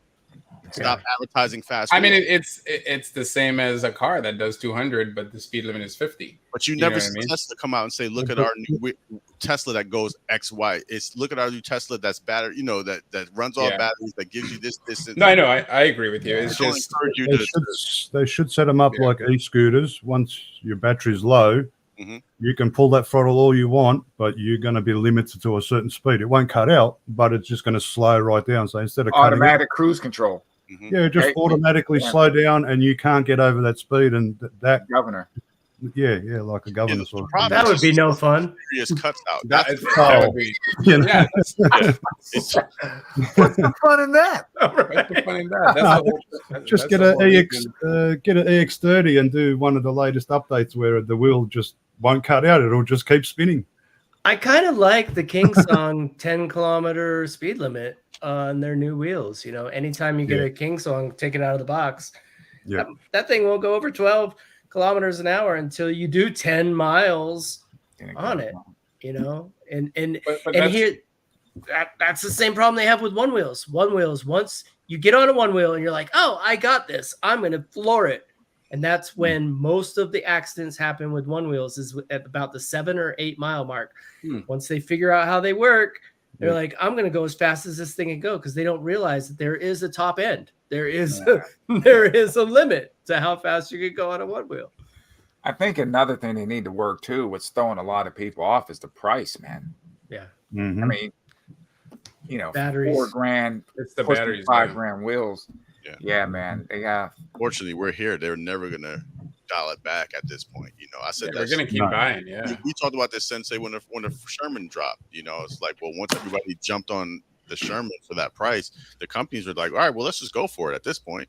Right. You know, because before the Sherman, everything was kind of very competitive with the pricing. But once the Sherman broke up, what was it, 2,600 when it first dropped? If I'm not mistaken, I think it was. What's that? I think it was $2,800. No, it was 26, and it went up to 28. Remember, 20 initial price. So but then again, I mean, I'll push back and say the Sherman was the first one in that package to have such a massive battery, right? Battery capacity. You're correct. You're correct. Yeah. So Monster Pro had a pretty big battery. I think it was. But no, for that package, like that size. Well, that's one reason why I want to go with the Mini Pro. I think for the money, the Mini Pro is a freaking steal. Oh, the Mini Commander? Yeah. Yeah, I thought that thing was small. It's actually a really tall wheel. It is tall. It's very top heavy too. It's oh, you wrote it. Tell us about it. Oh, yes, he did. Let me tell you. Spill the beans, Seth. Spill the beans. It's got a ton of torque. It's super cushy suspension. It's I'm not a real fan of the headlight. I'll get some pictures for you guys. But the headlight is square and it actually projects square, so it doesn't illuminate like the sides at all. So it's a very like focused beam. But it's two lights. It's a whiter light and a yellower light, and I guess the yellower light is for closer and the whiter is for further. But the way I don't think it's adjustable. It doesn't seem to be adjustable. I'll have to look at it closer. But it's a very like, I don't know how to explain it, but it's like telescopic. Like it goes out in front of you like this, but everything on the sides of it is black. Like you only see this. And it's pretty heavy. It's a like pretty heavy pounds, right? It's up there. I think it's a good hybrid wheel. Like if you were the type of person that wanted to do some trails, but most of the time you ride street, I think it would be a great wheel for you. It's very customizable on the suspension. But as far as like a dedicated trail wheel, somebody asked me the other day, like, would that be good for a dedicated trail wheel? And I'm like, it's when you're on a trail, you want to like zip and zag and, get around stuff, and having that kind of top heaviness of the wheel, I think is a detriment to that. And then there's the wobbles. that may just have been me and my inexperience. Oh, I wanted to why? Yeah, why do you think it wobbled on you? I had the tire pumped up really high, and it's a street tire. Okay. So there's really very little contact on the ground when you're, and I just floored it like I would on my T4 or on my RS or something. I was just like, I'm going for it. And I got up to like 35 miles an hour, and all of a sudden, woo, woo, woo, woo, woo, start doing one of these things. Makes sense. Yeah. Yeah. And so, it's the type of wheel that you have to really be actively riding it. There's some wheels you could just get on and like go straight, and it's cool. Like go as fast as you want. Monster Pro, you point that thing where you want to go and lean forward, and it will freaking go like a rocket. There's other wheels like the Master Pro and this Mini Commander that you really want to be like carving, like actively riding it, not just standing and flooring it. So those are my initial thoughts. I haven't had a ton of time with it. I just got it like 2 days ago, I think. So I've been on it a few rides. I think there's 30% left, and I've gone about 45 miles on it so far. So I think it'll get around like I imagine it'll get around like 60 miles for the range, which is pretty good. The T4 I get like 25. So it's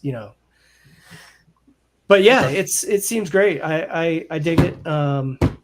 What would you say it's a wheel for, though? Like, I know you could say for anything, but A mid to long range commuter. Okay. Oh, commuter. Okay. I do have another question. If you had the choice, you had to pick one, would you take the Big Brother or the Mini? Would you go with the Commander Pro? Did you ride that one? I don't think I've ridden the Commander Pro. Yeah, really? Okay. What about the Extreme? Stanley's asking, has anyone ridden the Extreme? I know. I think only Chance has. Chance has, yeah. It's his wheel, after all. Yeah, So. yeah. We're gonna have at Amps Electric Games. We're gonna have the S19, the S9, the Mini Commander, the Extreme. Maybe I'll mention that, but we're gonna try to have all the newest wheels so that people can try them all out there. I think someone asked a question earlier about like what do manufacturers think about these races? Didn't you have Begode sponsor you or? Yeah. So Begode, they have sponsored a few races so far. Okay. AVS, they gave anybody who wrecked their wheel during the race, they gave them parts to fix them. Mm-hmm. They also gave first, second, and third place prizes. And then at the M10 games, they gave us 2 M10s, one that we raffled for charity and one that we gave to the winner. Nice. And then at eSkateCon, they gave an M10 to the winner of the EUC race there. And they're all in on the they see the writing on the wall is that this, spectator sport races. I mean, that's where I see this thing going. I don't know about you guys, but I see us. This is like the new NASCAR, in my opinion. Like, well, yeah, I agree. Which is why EUC Blitz is designed the way it is, because imagine a blitz in your town. You obviously don't know it's coming because it's a blitz, but then you're walking around getting your coffee and you see this guy's rolling up with. I mean, you're gonna wonder what is that, right? So the idea is to get everybody into this, not just people who are interested in PEV, just anyone who's into this, so. Yeah, I think doing it in a safe manner that you're not like taking out babies and strollers and stuff is really going to be key, and doing it responsibly so that you don't paint everybody else in it with a bad brush. We've been through that in New York, so I'm not gonna try to recreate that. No, the Broadway bomb. Well, no, the Broadway bomb. No, the Alley Cat. Yeah, the Alley Cat. Yeah, not the Broadway bomb, because it's funny. Even though the Broadway bomb looks chaotic, it's actually not as bad when you're doing it. It's not as bad when you're doing it. Yeah, the Alley Cat was pretty intense. Even though I still think it was great, it was pretty intense. They were running over babies. Yeah, well, Alley Cat races. Kid in front of me broke his arm on bikes for years. Alley Cat races are old.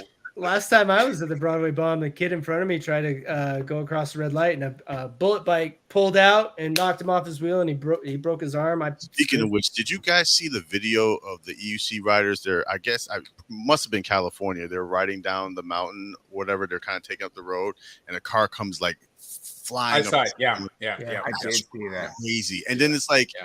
There's so many people to blame. You can't just blame the driver. You can't it's just it was crazy to watch for me. I'm just like, wow, like a foot over, that guy would have been gone. That was coming down like that mountain looking road. Yes. Right? Yeah. Mm-hmm. I read the comments. They said it's a commonplace for people to race. So if you know that, why are you riding your EUCs? And No. I don't know if the rider knew that though. I'm saying like the drivers. They race around that area. Yeah, that driver was all the way over on the right on the left-hand lane. He was like, great. Yeah.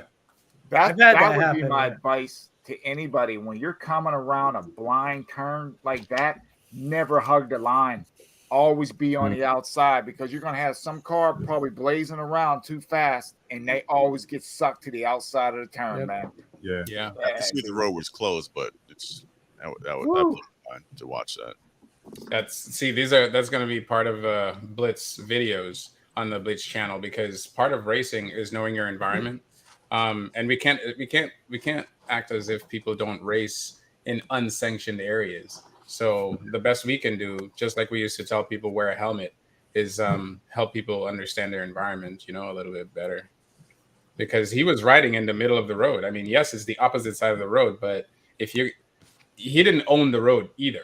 He was just meandering around and stuff like that. You know, but he did a good job. Evading the car. Yeah, the best he could. Absolutely. Yeah, he did the best he could. So yeah, that was sketchy. But anyway, that is it, guys, for me. EUC Blitz is the future. Amped Electric Games, Black Cobra, all these other games, you know, we are the future. So let's make it happen. Just support us. You know, that's what we're asking. Let me see what he said. This is EUC Vibes. Ustrike took my wheel and didn't take me. Dude, I don't think that's hard to handle any more weight, bro. I was tight. I'm watching them all in the video smiling and dancing and shit. I'm like, yo, Sensei has my number. He didn't go, look, Flip, you want to... No, dude, Flip. What we'll do, we'll form a team and we'll blitz these two guys. That's what we'll do. Oh yes, I would love that. I got your back. Hey, EC Vibes is my next blitz anyway. He's the next one coming up. So that whole thing was like spur of the moment. No, they been asking me to, you guys I'm being serious. They've been asking me to come down, and I'm like, dude, I couldn't. And then I was like, I just got to bite the bullet. Actually, you were about to go, and then it rained. You didn't go. It rained like freaking crazy, and then it was just like, let me go down and check it. Flip. It had to be that you way. And Sensei should need to come to Albany as well. I have some fun spots to ride out here. You guys should come. Sure. Are you guys doing the Electric Meadows Grillos event? Grill piece? Where's that? I don't know about that. You don't know about the Meadows? What are you talking about? July 22nd. I think it's in Plymouth, Mass. Really? I didn't even hear about it. I didn't hear anything about it. I'm in Mass, and I don't know anything about it. Yeah, it's I'll get you some information. It looks like it's gonna be a cool event. There's gonna be camping, I think, right there, and he's got a track set up. It's an established track, like I think it's a ATV or a motocross track or something that they're. What's the race called? It's called Electric Meadows. I think he just named it. I'm not even sure where I would point you for more information other than EUC Grill Piece. Okay. Mikey. I see it. It's allevent.in. I don't know, something like that. Yeah. But it says new date, July 22nd, Electric Meadows 2023. Yep. Wow. So that's the next one that I know of. And then Wheel Life Rally's coming up 26th and 27th of August, I think. Yeah, okay, August. Right? Yeah, that's Saturday, Sunday. Springfield. On a Friday. Try. I'll be there. I'll be at that one too. Oh, where are you going? Yeah. Okay. Yeah, he wants to be like Zen Lee. Every race he'll make, no matter where the race is on Earth. I think Zen Lee's a secret, but he's like Tony Stark, man. He's like a secret in there or something, man. He was in Raleigh, and then he was in Spain. Oh man, he was at ABS. Yeah. Dude, I'll do my best to make it to Bentonville. I'll be coming out there like Smokey and the Bandit, man. Hell yeah! I'm telling you, I'll be running from Jersey to Bentonville. We can all try to come if you want to go, because this is my summer. I'm free this summer. My son's in North Carolina for his mom. Oh wow! Right, September. So I'm trying to goof off as much as I can. I was hoping you DJ there, man. We're gonna have it all set up for you. Oh yeah, you guys doing that again? Just having a stage and whatnot. We're having a stage. We're gonna do a party. We're gonna have hopefully you come out spin. Yeah, no, dude. What's the date again? September 1st through the 3rd. Yeah, I got it. Man. We got a big video wall, so we're gonna be projecting or not projecting. We're gonna be displaying all of the drone races and the FPV and everything will be on the wall, and then Black Cobra and I will be on the stage announcing the live stream. Awesome! Wow. So nice. If you want to go, man, we can rent a car or whatever. Yeah. I mean, how people did it, right? The New Yorkers, didn't they do that? Yeah. Yeah, they brought two or three vans came out last year. Yeah, I drove to Vegas 3 times, so driving across state is nothing for me. I do it with my eyes closed. Yeah, so we got to do it. DJ flipped it, amps. Spartacus, hell yeah. Spartacus, I challenge you. I want to hear. Yeah. I want to hear that track that you made, man. I want to have that play that in live. Oh, the anthem, baby. Oh, the anthem. Yeah, yeah. Oh, we might have to get that live. Yeah. For sure. We can do that. We can perform that live for sure. I gotta thank you guys for all participating as well. Absolutely, dude. That was sick. Sure. I gotta do another one at some point, but you know. That was awesome. Yeah, that was good stuff, man. That was awesome, dude. You came out with that like. Yeah, you killed it. Thank you. Appreciate it. All right, guys. Thanks a lot. That was fun. Thanks, everybody. Absolutely. See you. Take care, man. Thank you. All right. Seth, I'll be in touch. We'll keep in touch. We'll keep Yeah, in touch. dude. Sounds Wait, good. I'll give you a call Saturday if that's all right. Give me a call. Call me anytime. Yeah, we definitely got. Yeah, we got to get you on a horn. Okay. Go over some things, and then flip too, so you can take and go down the next time. We got to coordinate when everyone can make it. Hell yeah. It's gonna be fun. Thanks Thing for is, dropping we have by. to I really parachute down appreciate into it. the designated spot. Yeah, though. yeah, it was fun. It was fun. Anytime. See you guys. All right, peace. Later. So Seth, Yeah, But so yeah, that Sean, was you fantastic. got to come to Albany, man. Next time you're headed to New York No, City. yeah, because every time I come to New York, I go to the same place all the time. And I remember, I don't know who it was, but they're like, dude, why don't you come, like, you know, I think it was upstate or north side You're or literally something. driving right past me to go to New York City. You know what I mean? Really? So, yeah, I'm like 3 hours away from the city. So you know, and here, because my town is so small, at night, like especially between let's say 11 in the morning to 4 in the morning, there's really no cars on the road. So we literally have the main road all to ourselves. Right. Wow. So we're going on a night ride and just go crazy. We could do that without fear of Right. having all that traffic. But yeah, there's some cool spots out here. I was trying to get Sensei as well. So Well, that's but I'm definitely going to the city, so keep me in the loop. Matter of fact, I'll get your number from Sensei, and next time we go to New York, let's coordinate, because like I said, I have time, so I definitely want to get some New York riding, and some of the guys on there has been hitting me up like, yo, when you come down here, let us know. So cool. Yeah, I've pretty much hung out with the Manhattan guys a lot, so it's definitely good to expand my horizons. Because New York is huge. It's can't be all boxed into one spot. Yeah. It's funny because the last few times I came, I didn't even ride with anyone. I just rode around and made some videos. Yeah, I don't blame you. I mean, that's what me and Sensei were going to do. We were just going to ride ourselves that when we got together that one time and just do Manhattan, you know? Yeah. Mm-hmm. But yeah, there's some really fun places here to ride. It's just less hectic. You know, you have more open road for yourself. So right. Yeah, night riding is actually it's less hectic. Yeah. Yeah. That's why I go to work sleepy. The night ride. You're working another 2 hours. Dude, it's like 12 o'clock and I look over and I see the RS. I'm like, I got 40 minutes to go ride and go out, man. Sitting there in the bikini, like, hey, daddy. Like, I can literally see my EXN from right here. It's just like, hey, daddy. I'm just like, shut up. I got to work tonight. Yeah, dude. Night rides are fun, though, man. Yeah. I just you can't really film at night because there's not really much to look at, you know. Yeah. But yeah, I would love to come to Australia to ride as well. So. Yeah, we have like today, Friday, we'll be riding tonight. Probably meet up at 7 o'clock, and by the time everyone gets together and we take off at 8 o'clock, it's already dark at 6 o'clock. So we ride a lot at night, winter, cold, but we're still dedicated. We still go out there, freeze our asses off, and you'll love it. You know, it don't matter. And you're right. At night time, less traffic, less cars. So sometimes we go on the road. We try to stick to bike paths if we can, but sometimes you've got no choice. You've got to hit the road. So yeah, you got to sometimes. Bike paths. Wilson, I remember the last time I did that. I ride in and out of it. Oh man, listen, Stride, you're familiar with the Mohawk Hudson because it goes all the way up to you. We could literally look. Oh, I know. That's okay. You're right. That's a very good bike path. yeah. Actually, I was on that the other day. I did 55 miles on that the other day. Dude, when we went out there, we went on this trail. You used to have Westmoreland Trail where you're on Stride. We were like out in the middle of the heart of PA. I'm like, dude, I would not want to be on that trail by myself unless I had an AK or something, dude. It was which one is it? I'm talking way out the middle, dude. Mm-hmm. But that thing was wide open, man. What? That was nice. PA. I'm very shocked how PA is. It's like a great place to ride, dude. Like it's flat. Everything's flat. Mm-hmm. Mm-hmm. Oh, it depends on where you go. Yeah, I mean, where we went, it was flat.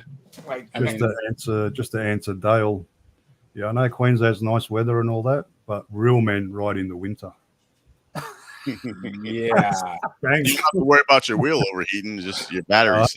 Yeah, just your bearings rusting out. Dale's a fellow Aussie.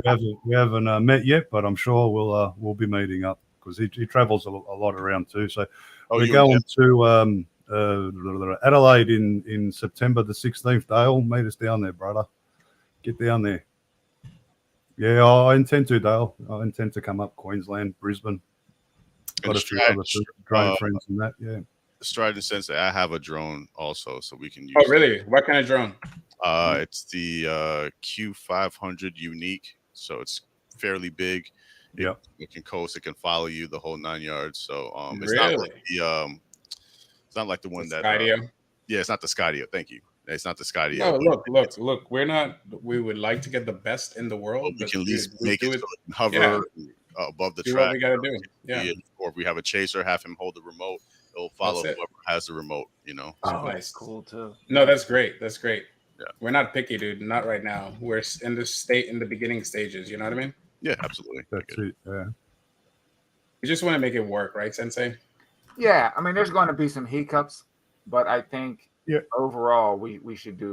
I'm talking about the Blitz is going to go well, and the event, everything will pull together. Well, I mean, you guys are giving yourself a year to do it. I think that's great. Yeah. I mean, I think trying to get it out this year would be crazy. You know. So, well, I think that's the crazy part. That's the scary part is that we're giving ourselves a year, and you know how time is, dude. Yeah, no, absolutely. But because we have all these events coming up, you could literally talk to a lot of these people face. Yes, and be part of it. Yeah. And the good thing too is, we'll say the Connect. That's the name. Is used to throwing big tournaments, not with EUCs, but within sports. You know, so you've been doing it for a very long time. So they know how to slap it together that way. Yeah. Yep. But I think what you guys are doing is awesome. I think it's a great idea, and the more races we have, the more the globe. Like you said, it's gonna somebody's gonna step in eventually. Like, hey, I see what you guys are doing. Let's do. It's coming. Yeah. It's definitely Red Bull. Somebody needs to reach out to Red Bull because they would like to get their hands in everything. So hands in everything, man. Dude, well, they like to do crazy stuff. So I'm pretty surprised that considering Shippy jumped a canyon. That's what I'm saying. So I'm surprised that they didn't even reach out to him. Yeah, that's crazy. That's crazy. So if he's that crazy, it makes you think damn, what can we do to impress these people? Nah, it'll come. You know what I mean? It'll come. Let's not even worry about it. Let's just do what we got to do. Get this thing working. We have the location. We just gotta. We have a list of people we want to blitz. One of those people is what's her name in New York? She Amber? called me out. Yeah, she called me out. So I would like to see that. Yeah, she's like, oh, Jediah, I heard you bombed it in the Amped Electric Games. Let me show you how to ride. Oh, okay.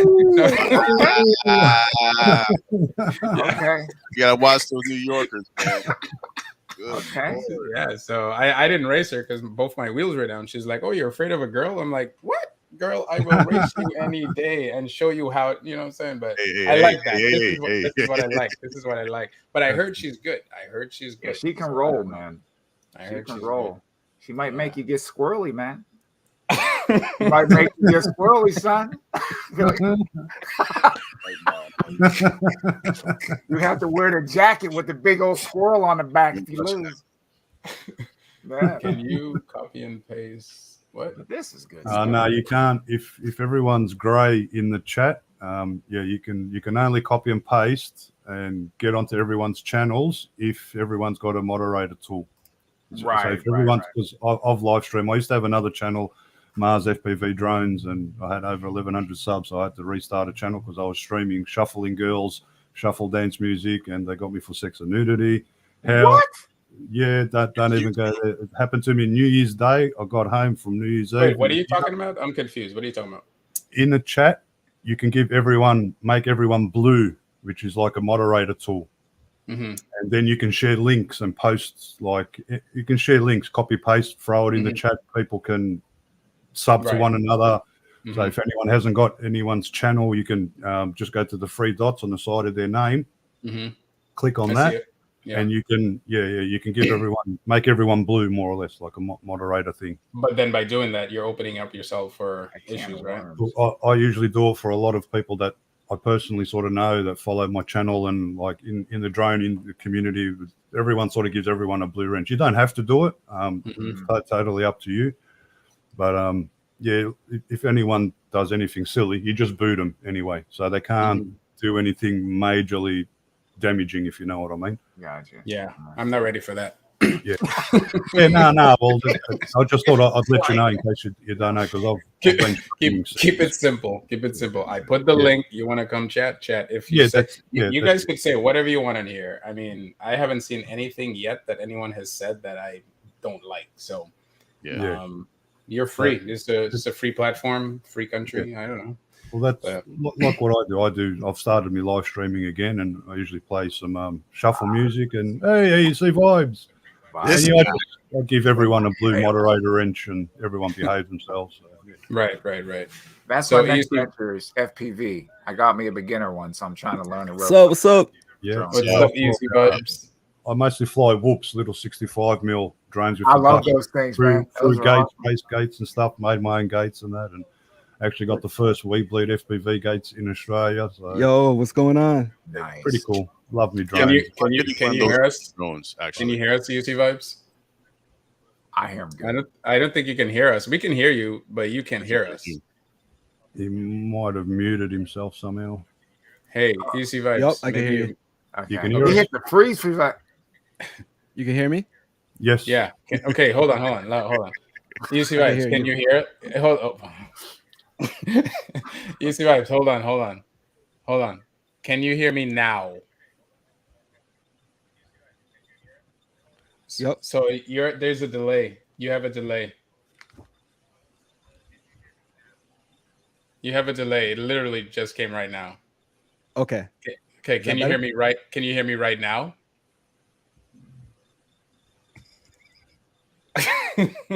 Like he's on the news. Hey, Bob, what's going on today is I can't hear a damn thing you're saying, but Bob's like, oh, yeah, by the way. EUC vibes. Oh, my goodness. Hey, EUC vibes, you might have to go back out and come in again. I'm leaving that one alone. Yo, we're gonna start playing Paul's game. We're gonna start. Yeah, because it sounds like you have a delay. Because I'm saying something and then you hear it like way later. Afterwards, yeah. Yeah. So you want to go out and come in again, EUC vibes? He's gonna hear it much later. He's not gonna hear it right now. Okay. I don't know if you're asking me, Wilson, about fly setup. I just bought an Easy Pilot Pro, like one of the small trainer FPV drones. Came with the goggles and all that stuff just to learn on. I don't know if you're asking. Oh, really? Yeah. How fast did it go, Sensei? I'm not, dude. I don't know. It's not like one of the top end ones, but it's pretty quick for a small whoop drone. Yeah. Say something, vibes. I can hear you now. Could you hear me? Okay, yeah, we got you now. All right, cool. All right, awesome. What's Man. up? Let me see if I can show you that. Hold on a second. Yo, Chronicles. What's up, kid? How you doing? Chilling, You bro. try, Sensei. What's up, man? Oscrow. How you going, mate? Nice setup, man. Nice setup. Oh, thank you. Yeah. It's all virtual. And Flip, nice setup too, because you are definitely a DJ. For real. Thank you. Appreciate it. Dude, mine looks like I got like just some sheets. Dude, I'm in a corner in a room somewhere. So if I put my camera this way, you'll see nice flowers. Oscar has a nice setup as well. Yeah, nice. Oh yeah, he just he got all the toys. He got different angles. The cameras. Yeah, OBS, baby, OBS. Yeah, I believe me. I want to use OBS. It's just StreamYard makes it so easy, but OBS gives you way more options. You know, I just need to master it a little bit. Well, we might be using OBS for the camera setup. At the size of it right here. Nice. Tiny Hawk. Yeah. Yep. Nice. The Easy Pilot Pro. I just bought this to train on. Yeah. And it came with goggles. Yeah. Yeah, he has the goggles. Wow. Yep. Oh, cool. That'll be good for EUC Blitz. Well, that's the point. Yeah. That's what I'm trying to do a crash course and get good. Yeah. Wear your helmets. I might hit you in the head. Trying to follow them too close. Yeah. Hey, EUC Vibes. Question for Here you you. go, Sensei. Have you? Awesome, dude. But this is brushed, not brushless. I've got brushless as well, and this is my first Savage Bee build, 3-inch. Oh wow. They're fast too, man. Yo, maybe. Do you have goggles when you drive these Arzo EUC? Okay, never mind. Hold on, let him sit down again. I want to see if you guys could connect with each other, and maybe he could help you out. Yeah, Give you some tips and stuff. Me. Yeah. So Arzo, maybe you should contact EUC Vibes and give him some pointers and stuff. What do you think? Yeah, no problem. Yeah, I'm sub to EUC Vibes. Okay. Oh, no, I mean, no, I'm talking about Sensei Vegan. Oh, but thank you for the sub, though. I'll take pointers. Yeah, no, I'm sub. I was to down. I was down to take some pointers. EUC Vibes. Have you gotten used to the V13 yet? So we could do our blitz. Damn. I'll answer for you. No, I'm not ready yet. I'll answer for you. I got you, King. I would like to be ready, but I don't know if I want to race my wheels. All right, tell you what. If you're not ready, you're not ready. It is what it is. We can always do it another time. Don't do that, I needed to show you something. It's not good though. Oh no! Whoa! You broke the wheel. I don't know. Maybe this is something that you may have experienced, so it might be a common issue that's easy fix. But let me just show you what's going down. Or it might put a wrench in the next EUC Blitz. I don't know. Sensei, what's your YouTube channel name? Who, mine?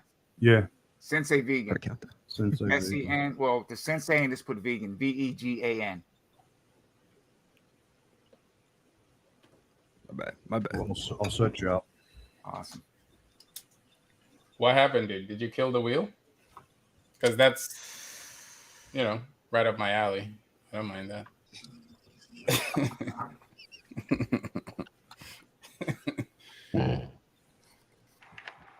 Well, I don't know how to put this, but I'll be right back. Uh-oh. Did you kill the wheel or not? He's looking right at it, so it has to be something. He's looking. He keeps eyeing it. I saw him riding the other day. Looked good on it. Oh, Yeah. no. Did you plan on making a review or not of the wheel? Damn, he's like rearranging the whole room. Making space to put the wheel on the desk. That's a big wheel, but he got a good desk too. Mine would fall over. I'm the suspense over here. I'm just like, what did he do? Ruben, have a good night, man. Ruben, thanks for staying, brother. Peace, Ruben. Hi, Ruben. Have a good one.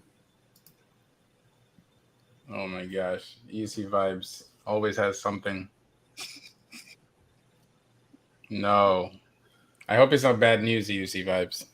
I mean, hey, I'm pretty sure Sean wasn't happy when, he let me test out the KS20. So I guess that's a payback, if you destroy the wheel. Because I did reach out to eWheels, like, hey, is it okay if I send it to EUC Vibes so he could review it?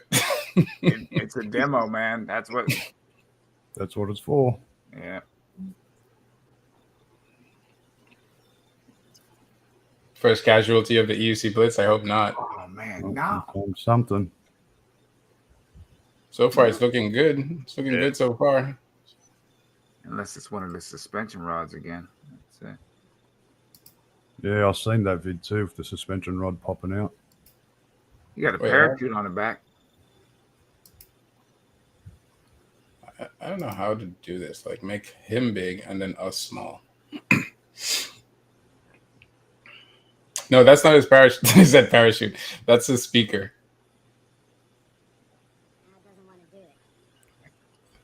Why, is it making a sound or something? Oh, you know what it might be. It might be the bolts, man. It might be the motor bolts. It might be the motorboat. The motorboat.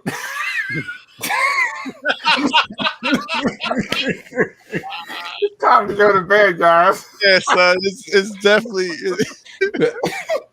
I'm not going to embarrass myself again, but you guys know what I'm talking about. It might be the motorboats. Oh man, dude, there ain't no way all of us gonna make it down to PA. Yeah, you're That's funny. gonna be a Dude. trip for the record books right there, man. Yeah, we're recording on the Well, drive down. if it's a sound issue, I'm not worried about that. Oh, there we go. Whoa. Yeah, I hear it. I hear it. Oh, I hear it. Huh.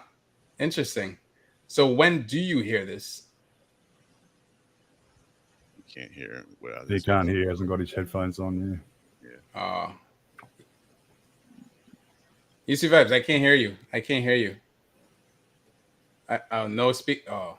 Yeah. No mic's not working either. No mic. Can't hear you. Can't hear you. Can't hear it. We can't. Oh, Can't man. hear you. You know what? He can't hear me. Can't see me either. Hey, play Cobra. Can't hear you. Can't hear you. Can't hear you. We can't hear you. We can't. Oh, hear you. Cobra's in the house. Cobra. Let's go. Hold on. Let's give him the link. Let's give him the link. Oh, I'm surprised he's still awake. Actually.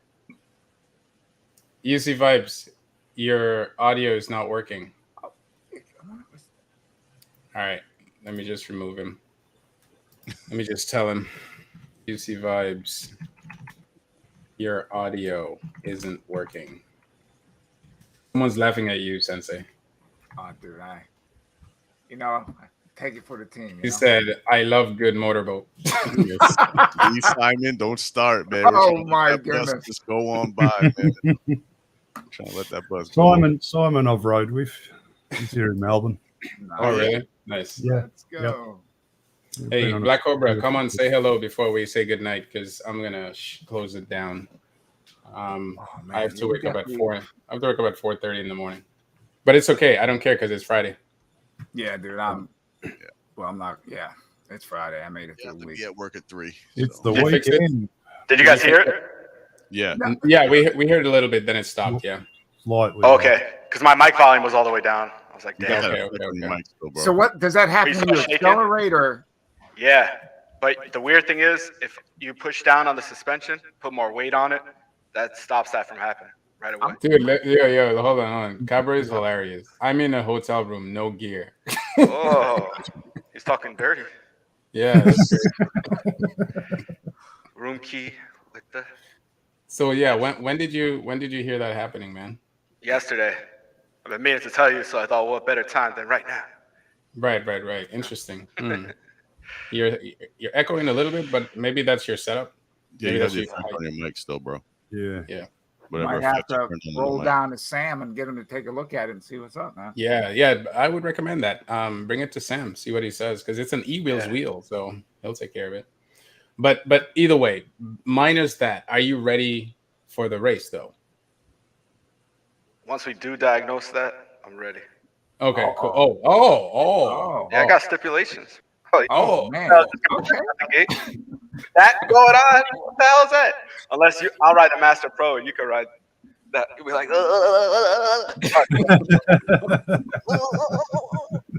it's like, that's what I like to hear. He coming. He had bass in his voice and everything. He's like, let Pacheco check it out. Let him give you the go ahead for that wheel, and we'll do a live before the actual race, because that's the whole point of EUC Blitz. We're supposed to challenge each other, come on the live just like UFC. We talk each other out, your setup, all that stuff, and then we go for the Blitz. So, all right, do you still hear echo? Yeah, no, it's not really an echo. It's more like a high, like reverb effect. Like reverb. One of your settings on your mixer. We found out he got auto tune. He uses auto tune. I fixed it. Yeah, that's fixed. Yeah. Guys, I'm sorry. I had the megaphone effect on this whole time. Yeah, exactly. I'm a live ruiner. I just hop on the live with megaphones. I tell you straight that his wheels acting crazy. Oh man, my bad. So your last setup with the Blitz, that was a bad setup. That's why you lost, I think. Yeah. But I gotta give both you guys credit though. What with the pads? The pad was terrible. Freaking tight phone. Yeah, the pads were bad. But when I switched the pads with the leather pads, and I switched them to the it got way better. So setup is very important, dude. Very important for racing. Very interesting.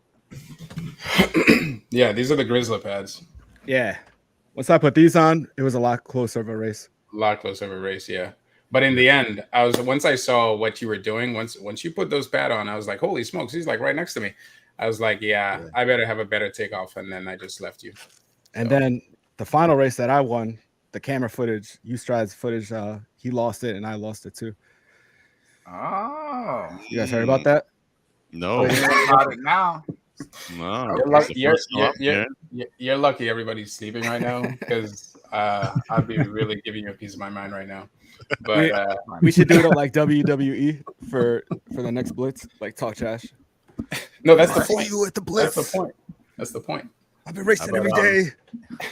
I can play Mean Gene Okerlund if you guys want. I got 5 God mods in my EUC. Yeah. I got half a street tire. Who's always ready? I know, right? The gold's working on something special. Oh no, that is funny. No, but seriously, EUC vibes. I think in like a week or something, I think I'm coming back to New York. So I'll let you know. I'll let you know. Oh yeah. Okay. All right. You going out for a day stride, or you going out for a weekend? It's usually a weekend. I'll let you know, Flip, for sure. All right. Because now when I go places, I want to make sure I get the most out of it. So setting up a blitz is a must if I'm going to go anywhere from now on. Unless I'm just, having fun, which is very rare. Someone's in Jersey. I think I have a nice where I actually can do a circuit. Oh, really? Like a track, like a track. Yeah. Nice. Yeah, because not everybody likes drags. Some people like circuits too. But that drone needs to be part of it. That if we can do that, that'd be, or a chaser, a chaser, a drone, doesn't matter. We need to get that angle.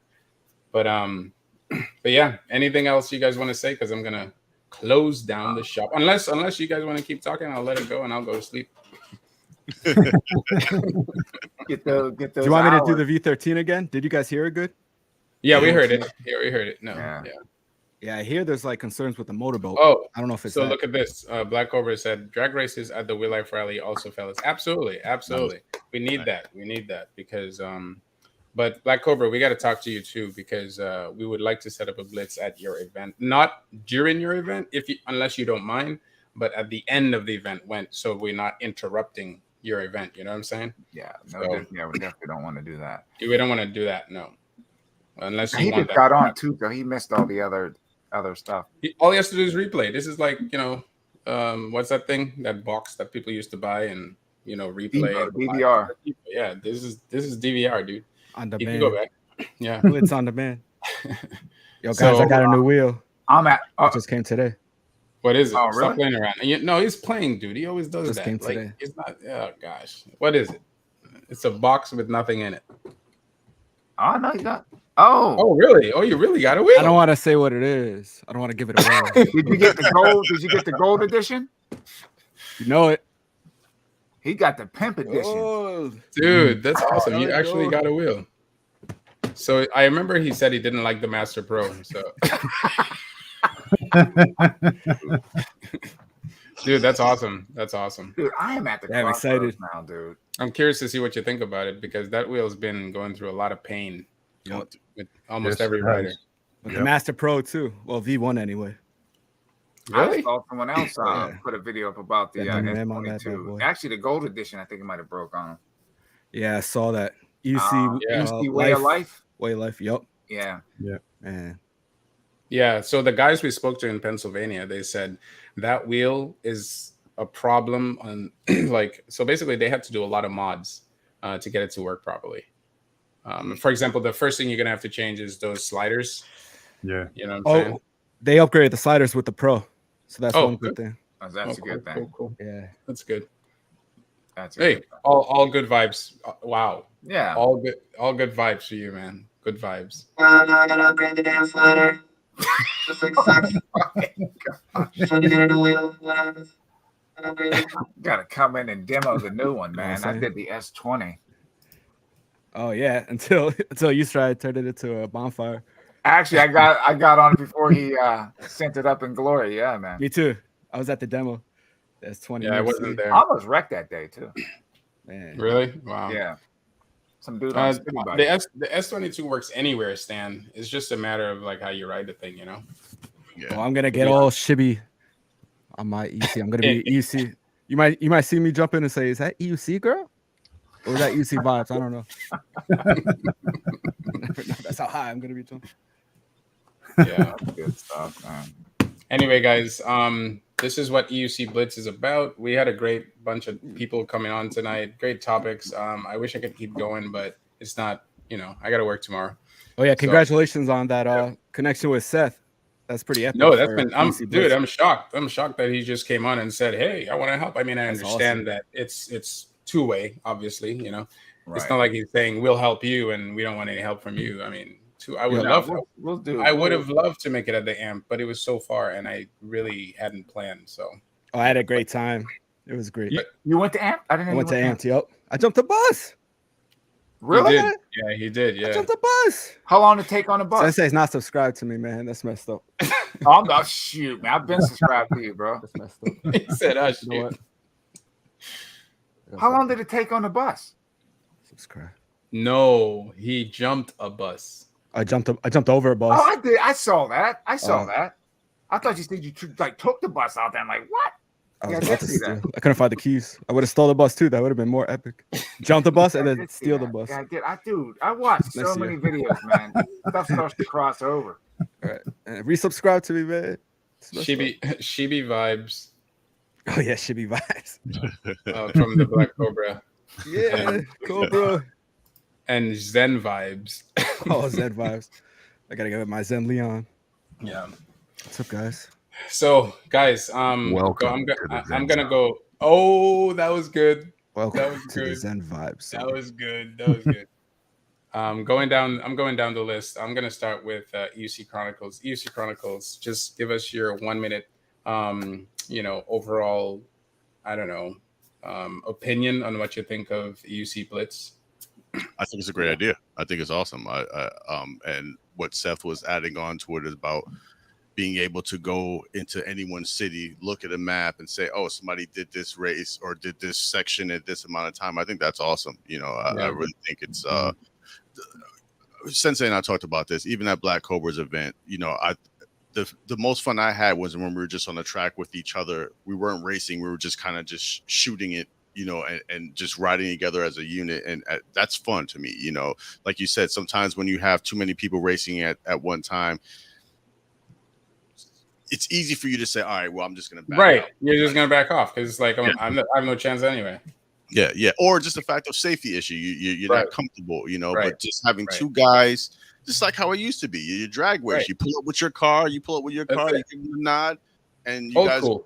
So I think that would be, it's a great addition to what's already out there for awesome. the riders. So awesome. And next person is Oz Crow EUC. What do you think, man? Oz Crow, yeah. Well, Oz for Australia, Crow because parents are from Croatia. Just to let you sort of know that. Okay. Nice. Okay. Didn't know that. So I'm in on the clock. Unfortunately, I'm in Australia, so I won't be able to make it to Blitz or any other events over there. But I love watching them over this side of the world. And mate, keep up the good racing, fellas. I absolutely love it. I love it. Yeah. I love it. Yeah. Cool. So, yeah. Hopefully, we'll be doing a smaller event thing here. We're actually planning on something at the moment, but just something small. Absolutely.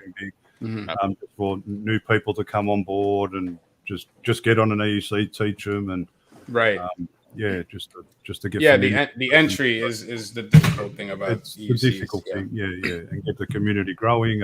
It's only like small, but it is growing like day by day. People are getting out of the scooters and straight into the EUCs, and that's mostly how all of us have sort of converted over here. And it was longboards before the electric boards. Yeah, well, I've got the electric board there that I bought that just to get to use my Osmo Mobile 2 on the phone to film the FPV guys flying their drones and stuff in because we race underground car parks and stuff like that.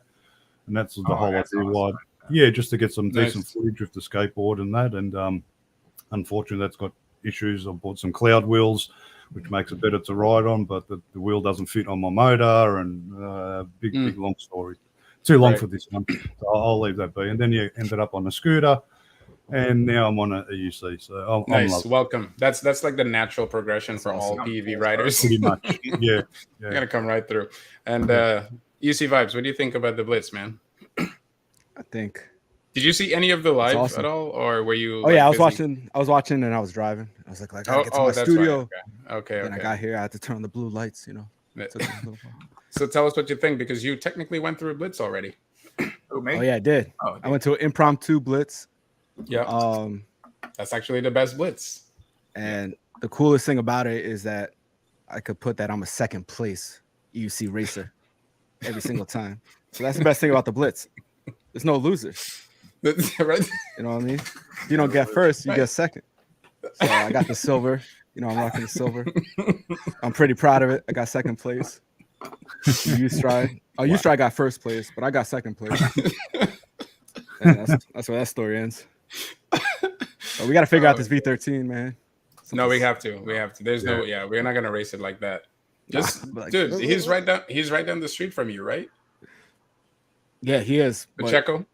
Yeah, it's like 20 minutes away, but every time I go there, it takes me an hour. Oh, wow. It's rush hour traffic, the city. Well, no rush. When I come, I guess I'll bring it myself if you can't. Oh, no, I'll go. Dude, I'll just go at like 1 a.m. or something, You got to put it on a truck, dude. Put the sirens on, man. That's an emergency. Oh, shit. Yeah. There you go. Yeah. That's a great idea. And so I thought it was a good race. I really like the fact that the first time you're like, try again. And you're like, we're looking at you. I looked at your pad setup. I'm like, I don't think that's your. So then you went up, changed your pads, saw the difference right away. I was like, so you need more time. You have more time. Hopefully you give me a challenge or something. Otherwise, damn. Wow. I think last minute. I think I'm gonna sponsor a New York City rider. The last minute, I'm gonna be like, you could do that. Vibes today. You could, dude. You know what would be cool? It'd be cool. Tag teams. Like wrestling, WWE. Right? Oh, I don't feel like racing this guy. Here's my team member. Race him. Oh, that'd be sick, man. I mean, not now. I'm just thinking, like, I'll overtorque the wheel, but tag him as I cut out. All right, Sensei. Your turn. My take on Blitz. I think it's a good addition to the community that's already established. It just lengthens and broadens what can happen. It can happen anywhere. Anywhere. And it's good for people that can't make it to some of the bigger events. You can always do a Blitz, and it can be held anywhere. And it's just fun to be part of something too. It's good. I'm excited, and I'm gonna make it work. Yeah, I think my favorite part about the Blitz, among everything, is learning from other people. Because, like I said, that Mario figure that came out of nowhere and beat everyone that I expected to win. Yeah, I've seen that race. Yeah. It's like the guy came out of a hole, beat everyone, went back in his hole to prepare for the next race. And I don't know where he is right now. I don't even know if he has a channel. That was on an EXN, wasn't it? That was an EXN, yeah. Yeah, I've seen that race. And he did it so smooth. He looked like he'd been riding forever. Like, the guy looks insanely smooth. Like, wow. Yeah. I was shocked. Zenly didn't place. Roger didn't place. No, that's right. Yeah. Wow. Shocking. So, it's exciting, man. It really, really is. Yeah. So let's make it happen. That's pretty much it. Guys, have an awesome night. Thank you for jumping in. Did you just say Roger didn't place? Did he? I mean, he didn't. Did he? I don't think. No, but it reminded me of something else. He did at Eastgate. For some EUC drama. Remember that race? He did at Eastgate Con. He placed. Roger was in it. But not just stirring up drama. Yeah. Oh, are you talking about like the first race? Or, yeah, when you cut out in front of him. Yo, why do people keep saying I ran into him? I didn't run to him. I was in front of him. I crashed and he ran into him. But anyway. You guys are no good, man. Yeah. His wheel cut in half, dude. That's crazy. ABS, yeah. Black Cobra ABS. But guys, I can feel the energy. Everybody's tired, including myself.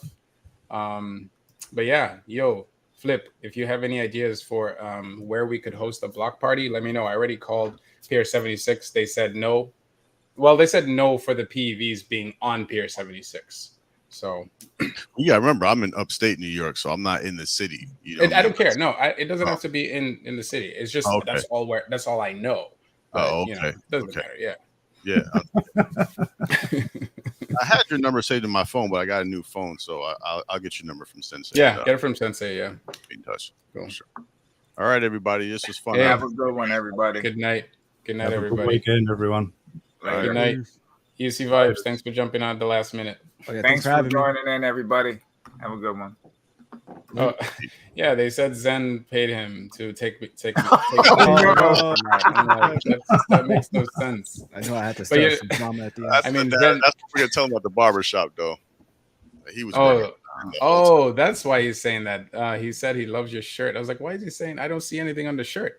I don't really like that shirt. One last thing, too. Yeah, this is the new Wheel Life Rally shirt. Everybody, if you can, make it to the Wheel Life Rally. Yeah, in August. I'm going this year. So. Make it. Yeah. Cobra's Articles go. Phenomenal. That's a really nice shirt. Yeah. Because his mic was blocking. I'm like, what's he talking about? Okay. Well, yes, the Wheel Life Rally. Visit wheelliferally.com and you'll get all the details on that site. The good details. All right, guys.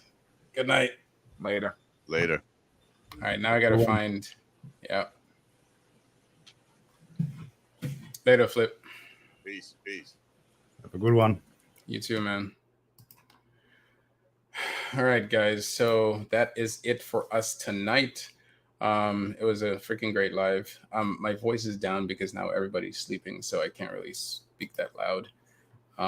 But it was fantastic. Seth Johnson came on. Really thanks. Shout out to Seth. Shout out to the Black Cobra for coming in the chat. Shout out to EUC Vibe. Shout out to EUC Chronicles. Follow all these guys. Shout out to Sensei Vegan and the Australian rider. So yeah, this is fantastic. Now we just have to make it work. You know what I'm saying? Later, everybody in the chat. And let me see if there's anything else I missed. Killer Live. Yeah, this was fantastic, man. It was really good. There's a lot of other stuff that I could have talked about, but at some point when the live started going in its own direction, like just go with the flow. It's beautiful.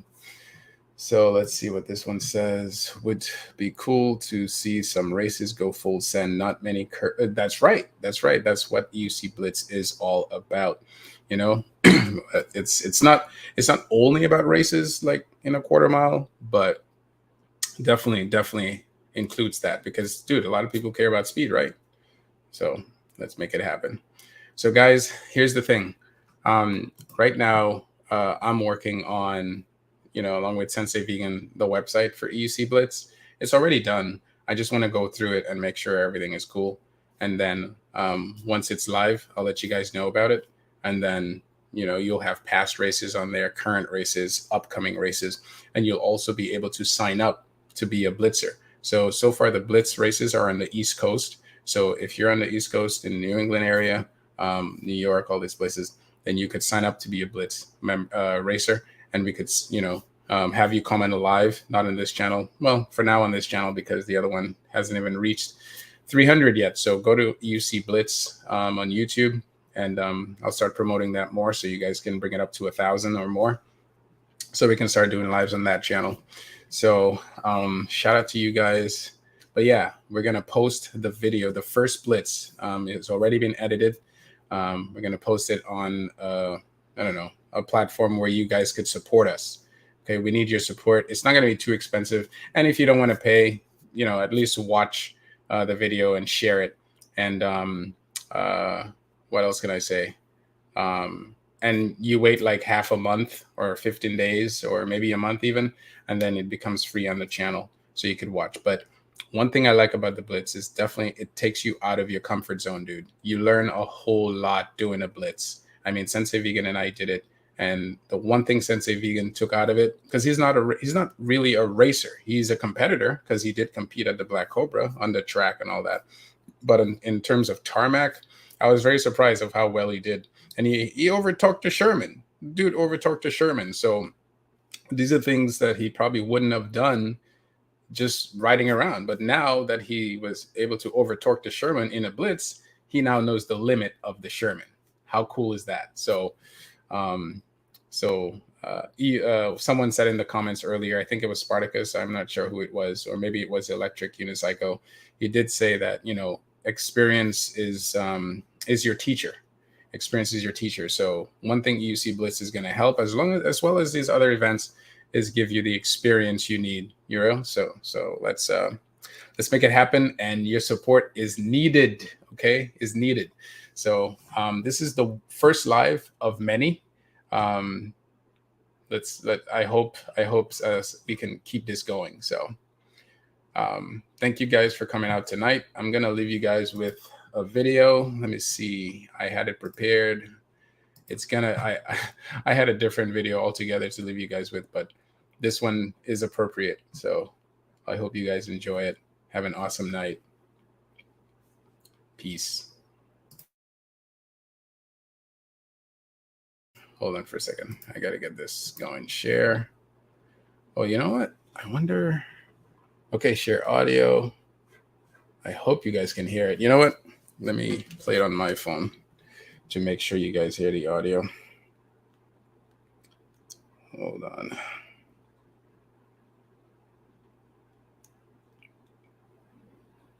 There we go. Make sure. All right, guys. Have a good night. Now I'm going to play this video. Hopefully you guys can hear it. Easy. Dude, what is up with my computer, my phone? Take this off.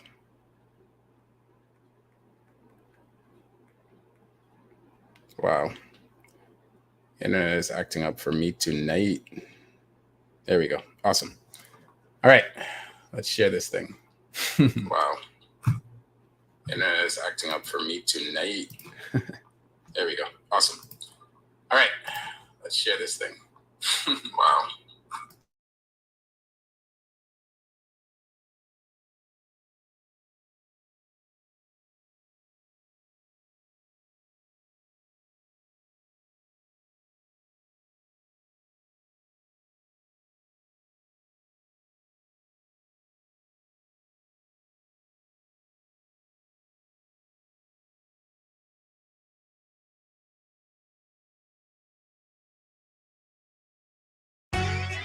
Yeah, attention. We're rocking with the best, Mr. EUC Chronic Flip. And this goes out to all my EUC riders all over the globe. That's right, stand up. This one's for y'all, you know? That's a fact. Grab your gear, your helmet, get your wheel and get busy. Let's go. I'm gonna ride, I'm gonna roll, I'm gonna fly, I'm gonna go. All on the trails and over the road. Just me and my wheel. Yup, that's all I know. I'm gonna ride, I'm gonna roll, I'm gonna fly, I'm gonna go. All on the trails and over the road. Just me and my wheel. Yup, that's all I know. Now there ain't no better feeling, but the summer looks nuts. On a wheel, splitting lanes, doing 35 plus. Or you deep in the woods, on some trails hitting jumps. Riding down a set of steps, not giving a fuck. Man, we EUC riders with knobby and street tires. G-mobbing, we deep gliders, don't blink. We speed by it, we ride with gold. Lieberkin, King Song, or in motion. No matter what you ride, just get on and get going. Leave forward to go. Back to stop, the moves minimal. The posing like Michael Jackson is smooth criminal for sure. We ride every day, it's a necessity. We rock, jump past mic pedals, a few accessories. We stay geared up so we can take them falls and stay away from the cops so they don't break your balls. And we don't talk to the news, bro. We plead the fifth, no interviews. We tell inside the dish and they eat a dick. I'm gonna ride, I'm gonna roll, I'm gonna fly, I'm gonna go. All on the trails and over the road. Just me and my wheel. Yup, that's all I know. I'm gonna ride, I'm gonna roll, I'm gonna fly, I'm gonna go. All on the trails and over the road. Just me and my wheel. Yup, that's all I know. Now when I'm not riding, best believe I'm inside, watching YouTube lives from EUC Vibes or Sensei Vegan, Duff to you Stride, Sean to One Way, Black Cobra, them dudes ride. Shout out to Seth Johnson, Lolac, and Mike Leahy, the Gladiator crew, EVX, they ride crazy. Can't forget Fatimas, the first to do arenas, the skills of God tier. He's an EUC Jesus, and can't forget Marty, that dude is the best, and all the crews in the West. Make sure you do it to death. Is there any food? Mike, the city is fire. And shouts to my crew, the Electric City Riders, my main man Wilson, and Go George Go, and all my riders down south in the 404. Peace to everybody, this community is phenomenal, and I'm out, signing off, Mr. EUC Chronicles. I'm gonna ride, I'm gonna roll, I'm gonna fly, I'm gonna go, all on the trails and over the road, just be in my wheel, yep, that's all I know. I'm gonna ride, I'm gonna roll, I'm gonna fly, I'm gonna go, all on the trails and over the road, just be in my wheel, yep, that's all I know.